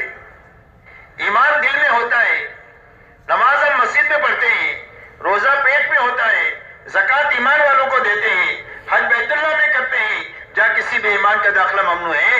پوری دنیا کے سامنے جو اسلام آئے گا وہ معاشرت کے راستے سے آئے گا، معاملات کے راستے سے آئے گا اور ہمارے اخلاق کے راستے سے آئے گا. اس لیے میرے دوستو اپنی لائنوں کو اچھے سے اچھی بنانا یہ دعوت اور تبلیغ کی محنت ان بنیادوں کو زندگی میں لانے کے لیے. اسی کے ساتھ میرے دوستو اپنی منزل اللہ کو بنانا، آخرت کو بنانا. کہ ہم اس دنیا سے کیا چاہتے ہیں؟ فرمایا اس دنیا سے ہم پھوٹی کوڑی نہیں چاہتے. ملک والوں کو ملک مبارک، وزیروں کو وزارت مبارک، مال والوں کو مال مبارک. ہم کو کسی سے پھوٹی کوڑی نہیں چاہیے اور ہم کو اقتدار بھی نہیں چاہیے. ہم اللہ چاہیے ہمیں اور ہمیں آخرت چاہیے. حضور پاک صلی اللہ علیہ وسلم نے اس امت کو آخرت کی بنیاد پر اٹھایا ہے، ملک و مال کی بنیاد پر اٹھایا ہی نہیں ہے. حالانکہ آپ کے علم میں یہ بات تھی کہ آپ کی محنت کا انجام یہ ہوگا کہ بڑی بڑی طاقتیں زیر ہوگی اور حق کی طرف آئے گی، لیکن اس کے باوجود آپ نے اپنے امت کو ملک و مال کی بنیاد پر نہیں اٹھایا. آپ اندازہ لگائیں جب بے کسی اور بے بسی کے حال میں آپ ہجرت فرما رہے ہیں، اس وقت میں سراقہ ابن مالک نے جب آپ کا پیچھا کیا تو آپ نے یہ فرمایا اے سراقہ اس وقت تیرا کیا حال ہوگا جب کسریٰ کے کنگن تیرے ہاتھ میں ہوں گے. یہ بشارت دے رہے حضور صلی اللہ علیہ وسلم، آپ کے علم میں یہ بات تھی. عدی بن حاتم آپ کے پاس میں آئے تو عدی بن حاتم آپ نے پوچھا کہ عدی اسلام کیوں نہیں قبول کرتے؟ تو عدی نے کہا کہ میں دین پر ہوں. فرمایا تیرے دین کو میں تجھ سے زیادہ جانتا ہوں، تو تیری قوم کا جو مال کھاتا ہے تیرے دین میں حلال ہے. تو شرم کے مارے نگاہ جھک گئی. پھر آپ نے فرمایا میں بتاؤں تم کیوں نہیں قبول کرتے؟ تم اس لیے قبول نہیں کرتے ہو کہ تم دیکھتے ہو کہ ہماری چاروں طرف کمزور لوگ ہیں، کہ جن کے پاس کپڑے نہیں ہے پہننے کے لیے، ایک دوسرے کی اوٹ پہ بیٹھتے ہیں تاکہ سطل نہ کھلے، ان کے پاس کھانا نہیں ہے، سب کی سب بھوک کی وجہ سے گر جا رہی ہے، ان کے پاس سواریاں نہیں ہیں کہ 10 سوار ایک ایک سواری پر باری باری سوار ہوتے ہیں، یہاں تک کہ پیر پھٹ گئے تو چتنے باندھ کر چل رہے ہیں، اور تم بڑے آدمی ہو، تم سوچتے ہو کہ ان کمزوروں کے ساتھ ہم کیسے رہیں۔ آپ نے فرمایا عدی یہ ہماری کام کی ابتدا ہے، اللہ ایک دن وہ لائے گا کہ اس مدینہ میں سارے زکات دینے والے ہوں گے، کوئی بھی زکات کا لینے والا نہیں ہوگا۔ ایک دن اللہ ایسی خوشحالی کے حالات لائیں گے۔ اور یوں فرمایا اس وقت میں تم ہماری کمزوری اور بے بسی دیکھ رہے ہو، اور چاروں طرف دشمنوں کی یرغمال ہمارے پیچھے دیکھ رہے ہو، لیکن اللہ اس کام سے دنیا میں وہ امن و امان لائیں گے کہ ایک لڑکی صنعاء سے چل کر مکہ مدینہ آئے گی، نہ اس کو اپنے زیورات کی چوری ہونے کا خوف ہوگا اور نہ اپنے عصمت کے لوٹنے کا خوف ہوگا۔ دنیا میں ہمارے کام سے اتنا امن و امان آئے گا، دنیا میں اتنی سلامتی آئے گی کہ ایک آدمی عراق سے لے کر مکہ مدینہ آئے گا، پوچھا جا گیا کیسے پایا لوگوں کو؟ فرمایا میں نے لوگوں کو ایسا پایا کأنہم من اب و ام واحد، میں نے ان کو ایسا پایا جیسے ایک ہی ماں باپ کی اولاد ہے، کوئی جھگڑا نہیں، کوئی تیری میری نہیں، کہیں مجھے اجنبیت محسوس ہوئی، مجھے ایسے لگا کہ میں اپنوں سے نکل کر اپنوں میں آیا ہوں۔ ایسے یا ایسے حالات پیدا ہوں گے۔ اور یہ فرمایا کسریٰ ابن ہرمز کے خزانے فتح ہوں گے، اور ان کے فتح کرنے والوں میں تم بھی ہوں گے۔ یہ حضور صلی اللہ علیہ وسلم جاننے کے باوجود آپ نے امت کو ملک و مال کی بنیاد پر نہیں اٹھایا۔ اسی لیے انصار مدینہ جب حضور صلی اللہ علیہ وسلم کے پاس تشریف لائے ہیں بیعت کے لیے، تو انہوں نے آپ سے پوچھا اعلیٰ معلوم آیا کیا رسول اللہ کے رسول ہم آپ سے کس چیز پر بیعت کریں؟ تو آپ نے فرمایا تبایعونی علی السمع والطاعہ فی المنشۃ والمکرہ، فرمایا اس بات پر بیعت کرو کہ میری بات کو سنو گے اور مانو گے، سننا اور ماننا، جی چاہے تو اور نہ چاہے تو۔ جی کا کیا ہے؟ جی تباولا ہوتا ہے، کبھی چاہتا ہے کبھی نہیں چاہتا ہے، تو فرمایا جی چاہے نہ چاہے ہر حال میں میری بات کو سنو گے اور مانو گے، اس پر بیعت کرو۔ وَالنَّفْقَ فِي الْعُسْرِ وَالْيُسْرِ، دین کے لیے خرچ کرو گے، تنگی کی حالت ہوگی تو اور فراخی کی حالت ہوگی، دونوں حالتوں میں دین کے لیے خرچ کرو گے، اس پر بیعت کرو۔ وَعَلَى الْأَمْرِ بِالْمَعْرُوفِ وَالنَّهْيِ عَنِ الْمُنكَرِ، اس بات پر بیعت کرو کہ بھلائی کو دنیا میں پھیلانے کا کام کرو گے اور برائی کے دنیا سے مٹانے کا کام کرو گے۔ وَعَلَىٰ أَن تَقُولُوا فِي اللَّهِ حَقٌّ لَا تَخَافُوا فِي اللَّهِ لَوْمَةَ لَائِمٍ، اور حق بات کہو گے حق طریقے سے اور کسی کی ملامت سے ڈرو گے نہیں، کسی کی ملامت سے ڈرو گے نہیں، کون کیا کہے گا کون کیا کرے گا، کہ فرمایا اس کی ملامت سے ڈرے بغیر حق بات کو حق طریقے سے کہو گے، اس پر بیعت کرو۔ وَعَلَىٰ أَن تَمْنَعُونِي كَمَا تَمْنَعُونَ أَنفُسَكُمْ وَأَوْلَادَكُمْ وَأَزْوَاجَكُمْ، اور فرمایا جب تمہاری دعوت پر میں مدینہ میں آ جاؤں اور پورا عالم تمہارا دشمن ہو جائے اور تمہارے مقابلے پر آ جائے، اس وقت میری حفاظت کے لیے ان تمام وسائل کو تم اختیار کرو گے جن وسائل سے تم اپنی عورتوں کی اور اپنے بچوں کی حفاظت کرتے ہو، اس پر بیعت کرو۔ یہ بیعت کے شرائط ہے کہ حضور صلی اللہ علیہ وسلم مدینہ منورہ جائیں گے تو انصار کو کیا کرنا ہے، یہ شرائط آپ نے انہوں کے سامنے رکھی۔ تو ایک صحابی نے کھڑے ہو کر کہا کہ اللہ کے رسول آپ کی یہ شرائط پوری کر لیں گے تو ہم کو کیا ملے گا؟ تو آپ کو یہ سب کچھ معلوم ہونے کے باوجود کہ محنت کا انجام یہ ہوگا، آپ نے فرمایا وَلَكُمُ الْجَنَّةُ، اللہ اس کے بدلے میں تم کو جنت دیں گے۔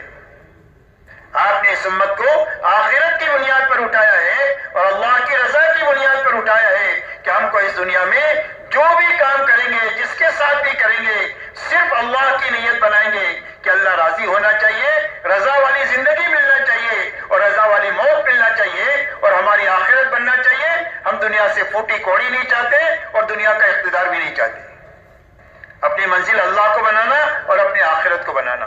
میرے محترم دوستو، ایک مبارک زندگی ہے جو حضور پاک صلی اللہ علیہ وسلم لے کر اس دنیا میں تشریف لے آئے ہیں، اور پوری امت جن مسائل سے دوچار ہے اور امت جن حالات سے دوچار ہے اور امت جن مشکلات اور پریشانیوں میں گھری ہوئی ہے، ان پریشانیوں سے نکلنے کا واحد راستہ اس زندگی کو اپنانا ہے۔ اس کے علاوہ جتنے راستوں سے ہم کوشش کریں گے، دلدل کی طرح پھنستے چلے جائیں گے، کبھی نکل نہیں سکتے۔ یاد رکھیں، ہر آنے والا دن مسائل کے بڑھانے والا دن ہوگا۔ اس زندگی کے بغیر اس زندگی دیکھا ہے قرن اول میں مسائل حل ہوئے ہیں انسانیت کے صرف زندگی کے راستے سے حل ہوئے ہیں. آج بھی مسائل حل ہوں گے اس زندگی کے راستے سے ہوں گے اور آئندہ بھی مسائل حل ہوں گے وہ صرف اس راستے سے حل ہوں گے اور کوئی دوسرا راستہ نہیں ہے. پوری امت کے مسائل کا حل اور ساری انسانیت کے مسائل کا حل، اس لیے کہ انسانیت کتنا بھی ترقی کرتی جائے اس کے مسائل حل نہیں ہوں گے، مسائل الجھتے ہی چلے جائیں گے. آپ یہ بتاؤ دنیا میں امن و امان بڑھا یا خوف و ہراس بڑھا؟ کہ بھئی کیا بڑھا؟ جان و مال کا تحفظ بڑھا یا جان و مال کا ضیاع بڑھا؟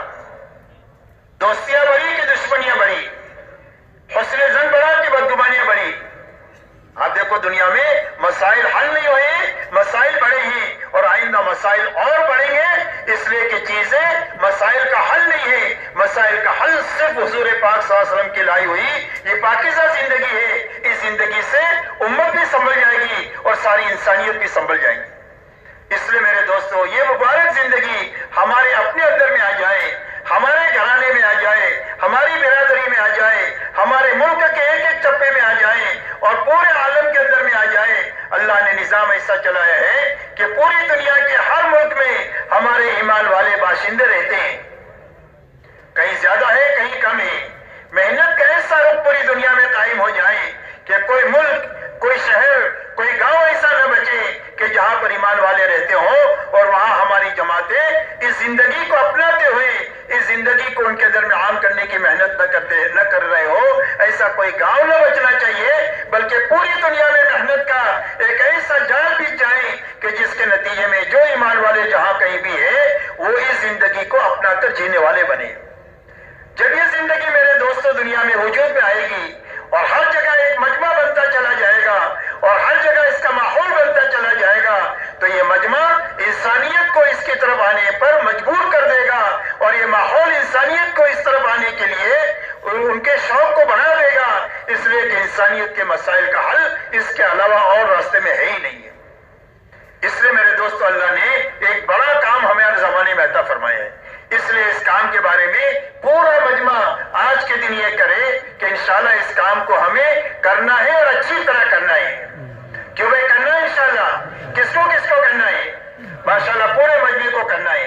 اب میرے محترم دوستو اس محنت کے ذریعے سے جو چیز مطلوب ہے وہ محنت یہ مطلوب ہے کہ اس محنت کو کرتے کرتے ہمارے اندر میں محنت کی وہ استعداد پیدا ہو جائے جو استعداد حضور صلی اللہ علیہ وسلم نے 23 سالہ دور نبوت میں امت میں پیدا کی تھی. اس لیے کہ ہم تو بڑے کمزور ہیں، اس محنت سے بہت دور جا چکے ہیں، تو اگر وہ محنت سے پہلے دن کی تشکیل کریں تو ہمارے لیے آسان نہیں ہوگا. بچہ پیدا ہوتے ہی دوڑنا نہیں شروع کرتا. بچہ پہلے بیٹھنا شروع کرتا ہے، پھر گھٹنوں کے بل چلتا ہے، پھر کھڑے ہو کر چلتا ہے، پھر دوڑتا ہے. تو یہ دوڑنا ہمارے اندر میں آ جائے اور اس محنت تک پہنچنا آ جائے، اس کے لیے ہمارے بزرگوں نے یہ محنت کی ایک آسان شکل ہمارے سامنے رکھی ہے.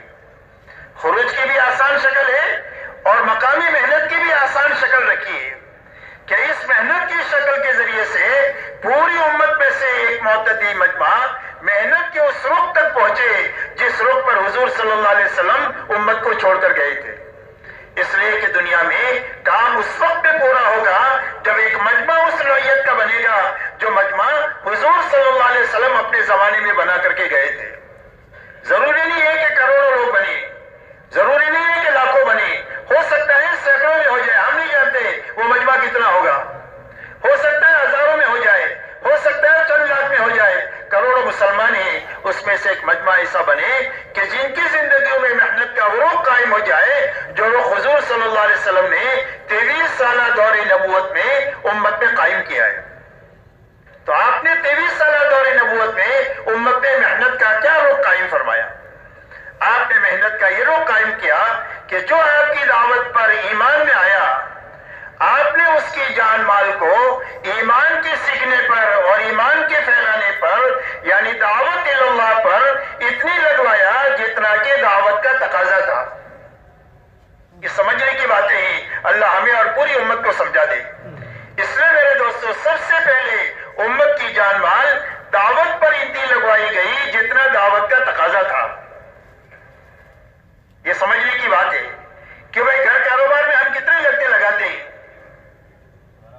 گھر کاروبار میں کتنے لگتے لگاتے ہیں؟ جتنا تقاضا ہوتا ہے اتنے لگتے لگاتے ہیں. جب گھر کاروبار میں اتنے لگتے لگاتے ہیں تو گھر کاروبار کے سارے تقاضے پورے ہو رہے ہیں، اس لیے کہ جتنا تقاضا ہے اتنا لگتے ہیں. تو دعوت پر ہماری جان مال جب اتنی لگے گی جتنا دعوت کا تقاضا ہے، تو دعوت کے جتنے تقاضے گھر سے لے کر عالم کے ہیں وہ سارے تقاضے اچھی طریقے سے پورے ہوتے چلے جائیں گے. اس لیے سب سے پہلے آپ نے امت کی جان مال دعوت پر اتنی لگوائی جتنا دعوت کا تقاضا تھا. نمبر 2، ایمان والوں کی جان مال کو عبادت پر لگوائی کہ ہر آدمی عبادت پر اپنی جان مال اتنی لگائے کہ عبادت میں حقیقت پیدا ہو جائے اور عبادت امت میں زندہ ہو جائے جتنا کہ عبادت کا تقاضا ہے. اتنی جان مال لگوائی. تیسری لگانے کی جگہ اخلاق ہے کہ اپنی جان مال سے اللہ کی مخلوق پر رحم کا معاملہ کریں گے، خیر خواہی اور بھلائی کا معاملہ کریں گے، یتیموں پر، بیواؤں پر، مسکینوں پر، محتاجوں پر، مقروضین پر، مدیونین کے اوپر اور بیماروں پر. غرض یہ کہ جس پر جس لائن کا بوجھ ہے اس بوجھ کو ہلکا کرنے میں اپنی جان مال اتنی لگائیں گے جتنا اخلاق کا تقاضا ہے. یہ 3 بنیادیں ہیں اس امت کے لگانے کی، دعوت ہے، عبادت ہے اور اخلاق ہے. صحابہ ایمان کے ساتھ، اعمال کے ساتھ اور اخلاق کے ساتھ دنیا میں پھرے ہیں. چوتھی لگانے کی بنیاد ہماری اور ہمارے گھر والوں کی ضروریات ہے. اس کو حاصل کرنے میں بھی لگنا ہے، اس کے پورا کرنے میں بھی لگنا ہے، لیکن بقدر ضرورت لگنا ہے، اسراف سے بچ کر کے لگنا ہے. یہ محنت کا صحیح رخ ہے جو حضور صلی اللہ علیہ وسلم نے 23 سال میں امت میں زندہ فرمایا. اور محنت کا رخ میرے دوستو یہ اتنا طاقتور ہے کہ اگر یہ رخ امت کے ایک معتدی مجمع میں زندہ ہو جاتا ہے تو صدیوں میں جو نقصان ہوا ہے اس کی تلافی سالوں میں ہو جائے گی.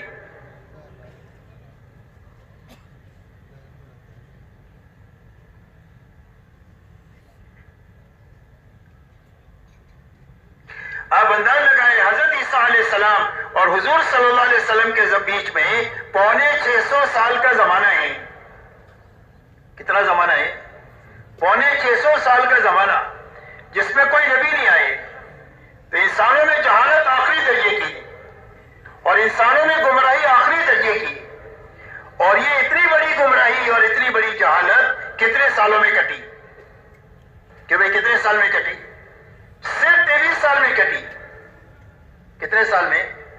23 سال میں 650 سال کی جہالت اور 650 سال کی گمراہی اللہ تعالیٰ نے ختم فرما کر کے 2 بڑے بڑے کام دنیا میں ایسے وجود میں فرما دیے کہ جس کی وجہ سے امت کی نیا بھی پال لگ گئی اور انسانیت کا سویا ہوا نصیب بھی جاگ گیا.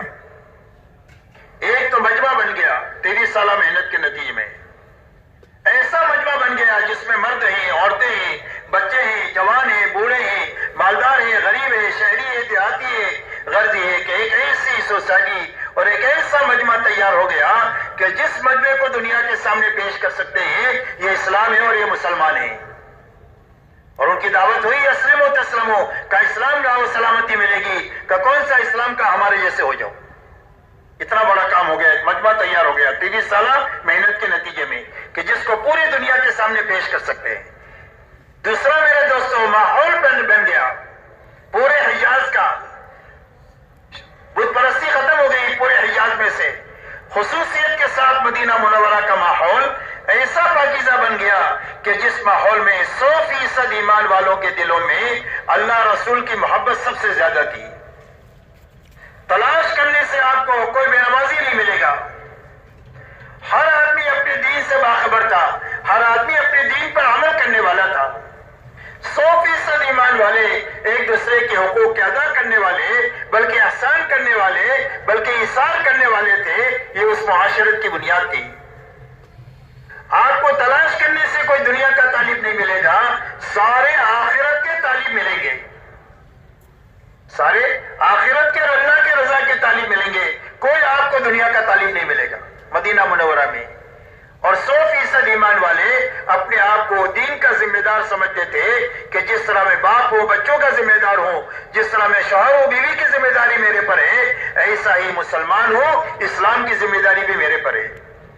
دنیاوی ذمہ داری کے پورا کرنے کے لیے جتنی جان مال ضرورت ہوتی ہے میں خوشی خوشی لگاتا ہوں، ایسا اسلام کی ذمہ داری کو پورا کرنے کے لیے جتنی جان مال صلاحیت کی ضرورت ہوگی خوشی خوشی بغیر بوجھ کے لگاؤں گا۔ 100% ایمان والے اپنے آپ کو اس کا ذمہ دار سمجھتے تھے، یہاں تک کہ آپ کے زمانے میں کام کا رخ یہ تھا کہ جب کوئی تقاضا آپ کے سامنے آتا تو نماز کے عنوان پر ایمان والے مسجد میں جمع ہو جاتے، وہ تقاضا ان کے سامنے رکھ دیا جاتا تو سارا مجمع اس تقاضے کو پورا کرنے کے لیے تیار ہے۔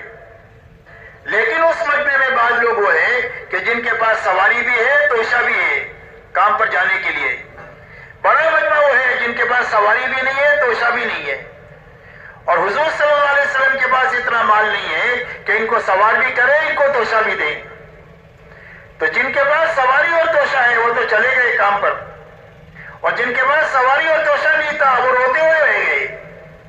قرآن ان کے بارے میں کہہ رہا ہے تولوا اعینہم تفیض من الدم، فرمایا اس حالت میں یہ واپس لوٹے ہیں کہ ان کی آنکھوں سے آنسو جاری ہے کہ کرنے کا کام تھا رہ گیا۔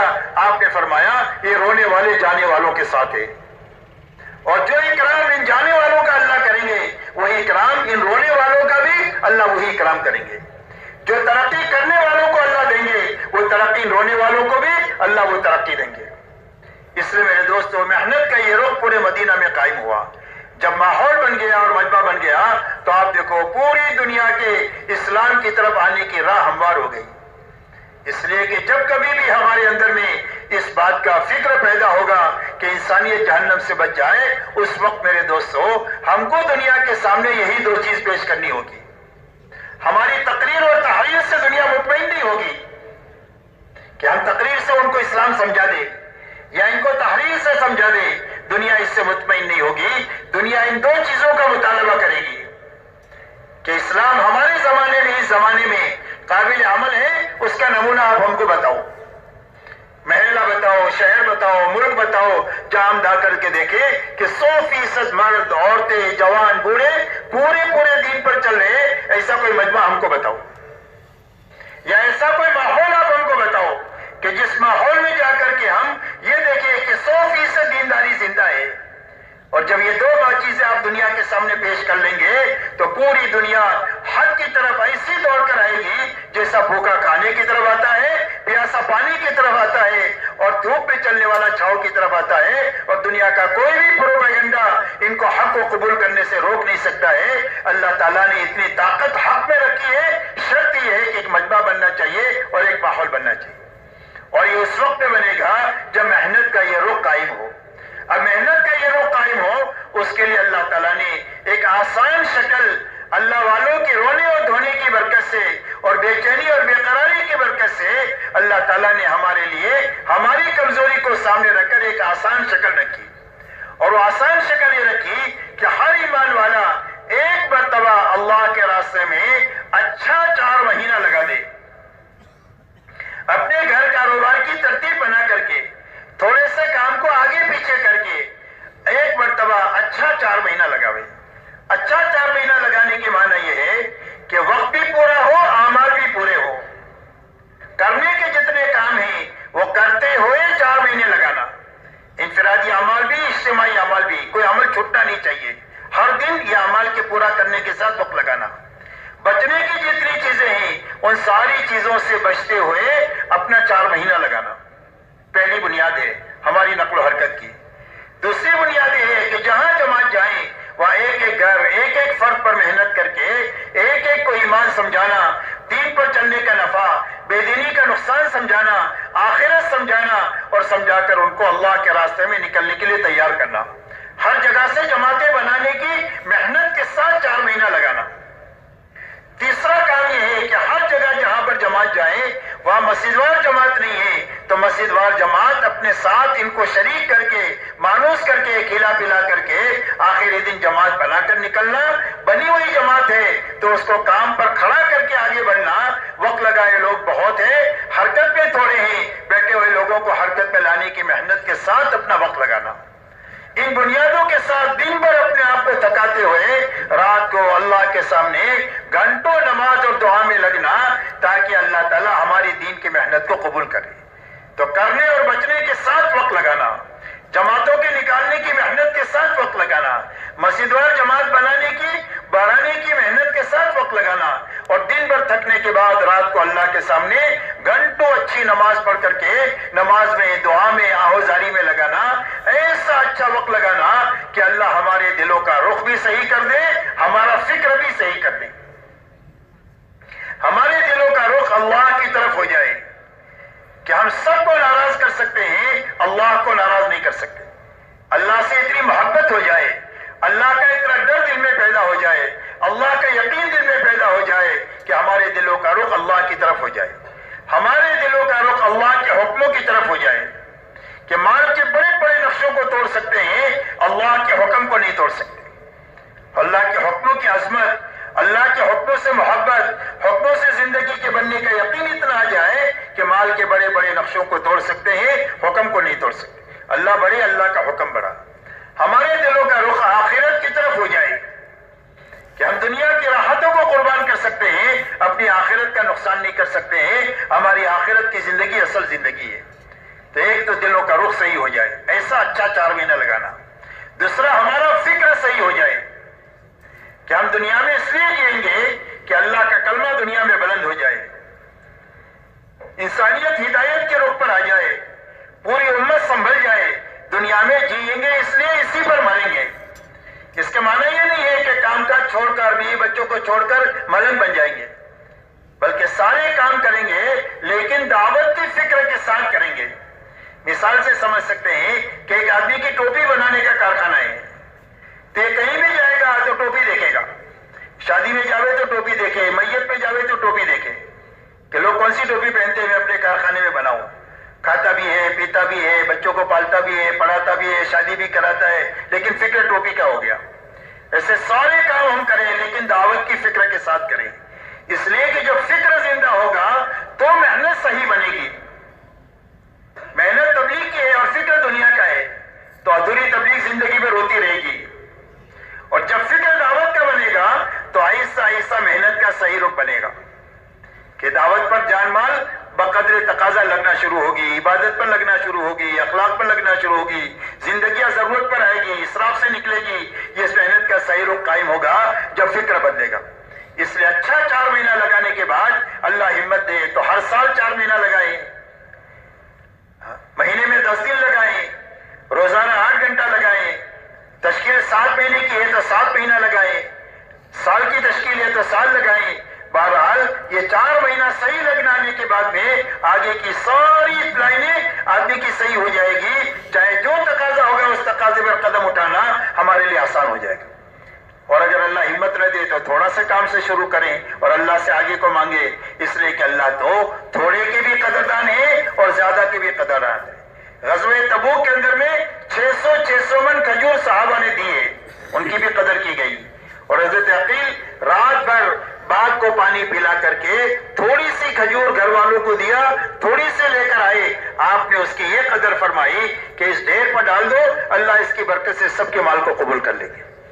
اسے اللہ کی نسبت پر لگانا تھوڑا بھی قیمتی ہے، بڑا بھی قیمتی ہے۔ اس کے لیے میرے دوستوں پہلے تو یہ مجمع طے کرو کہ انشاءاللہ محنت کا جو رخ مطلوب ہے اس رخ پر ہم سب کو آنا ہے، کہ بھئی آنا ہے اس پر، کس کو اس پر آنا ہے۔ اب اس پر آنے کے لیے میرے دوستوں سب سے پہلی بات تو یہ ہے کہ جس کا ابھی تک 4 مہینہ نہیں لگا وہ تو آج کی مجلس میں کھڑے ہو کر یہ کہے کہ انشاءاللہ میں 4 مہینہ اس اجتماع سے لگاؤں گا اور اچھا 4 مہینہ لگاؤں گا۔ کھڑے ہو کر اپنے آپ کو پیش کرو، کھڑے ہو کر اپنے آپ کو پیش کرو کہ انشاءاللہ 4 مہینہ لگاؤں گا، اچھا 4 مہینہ لگاؤں گا۔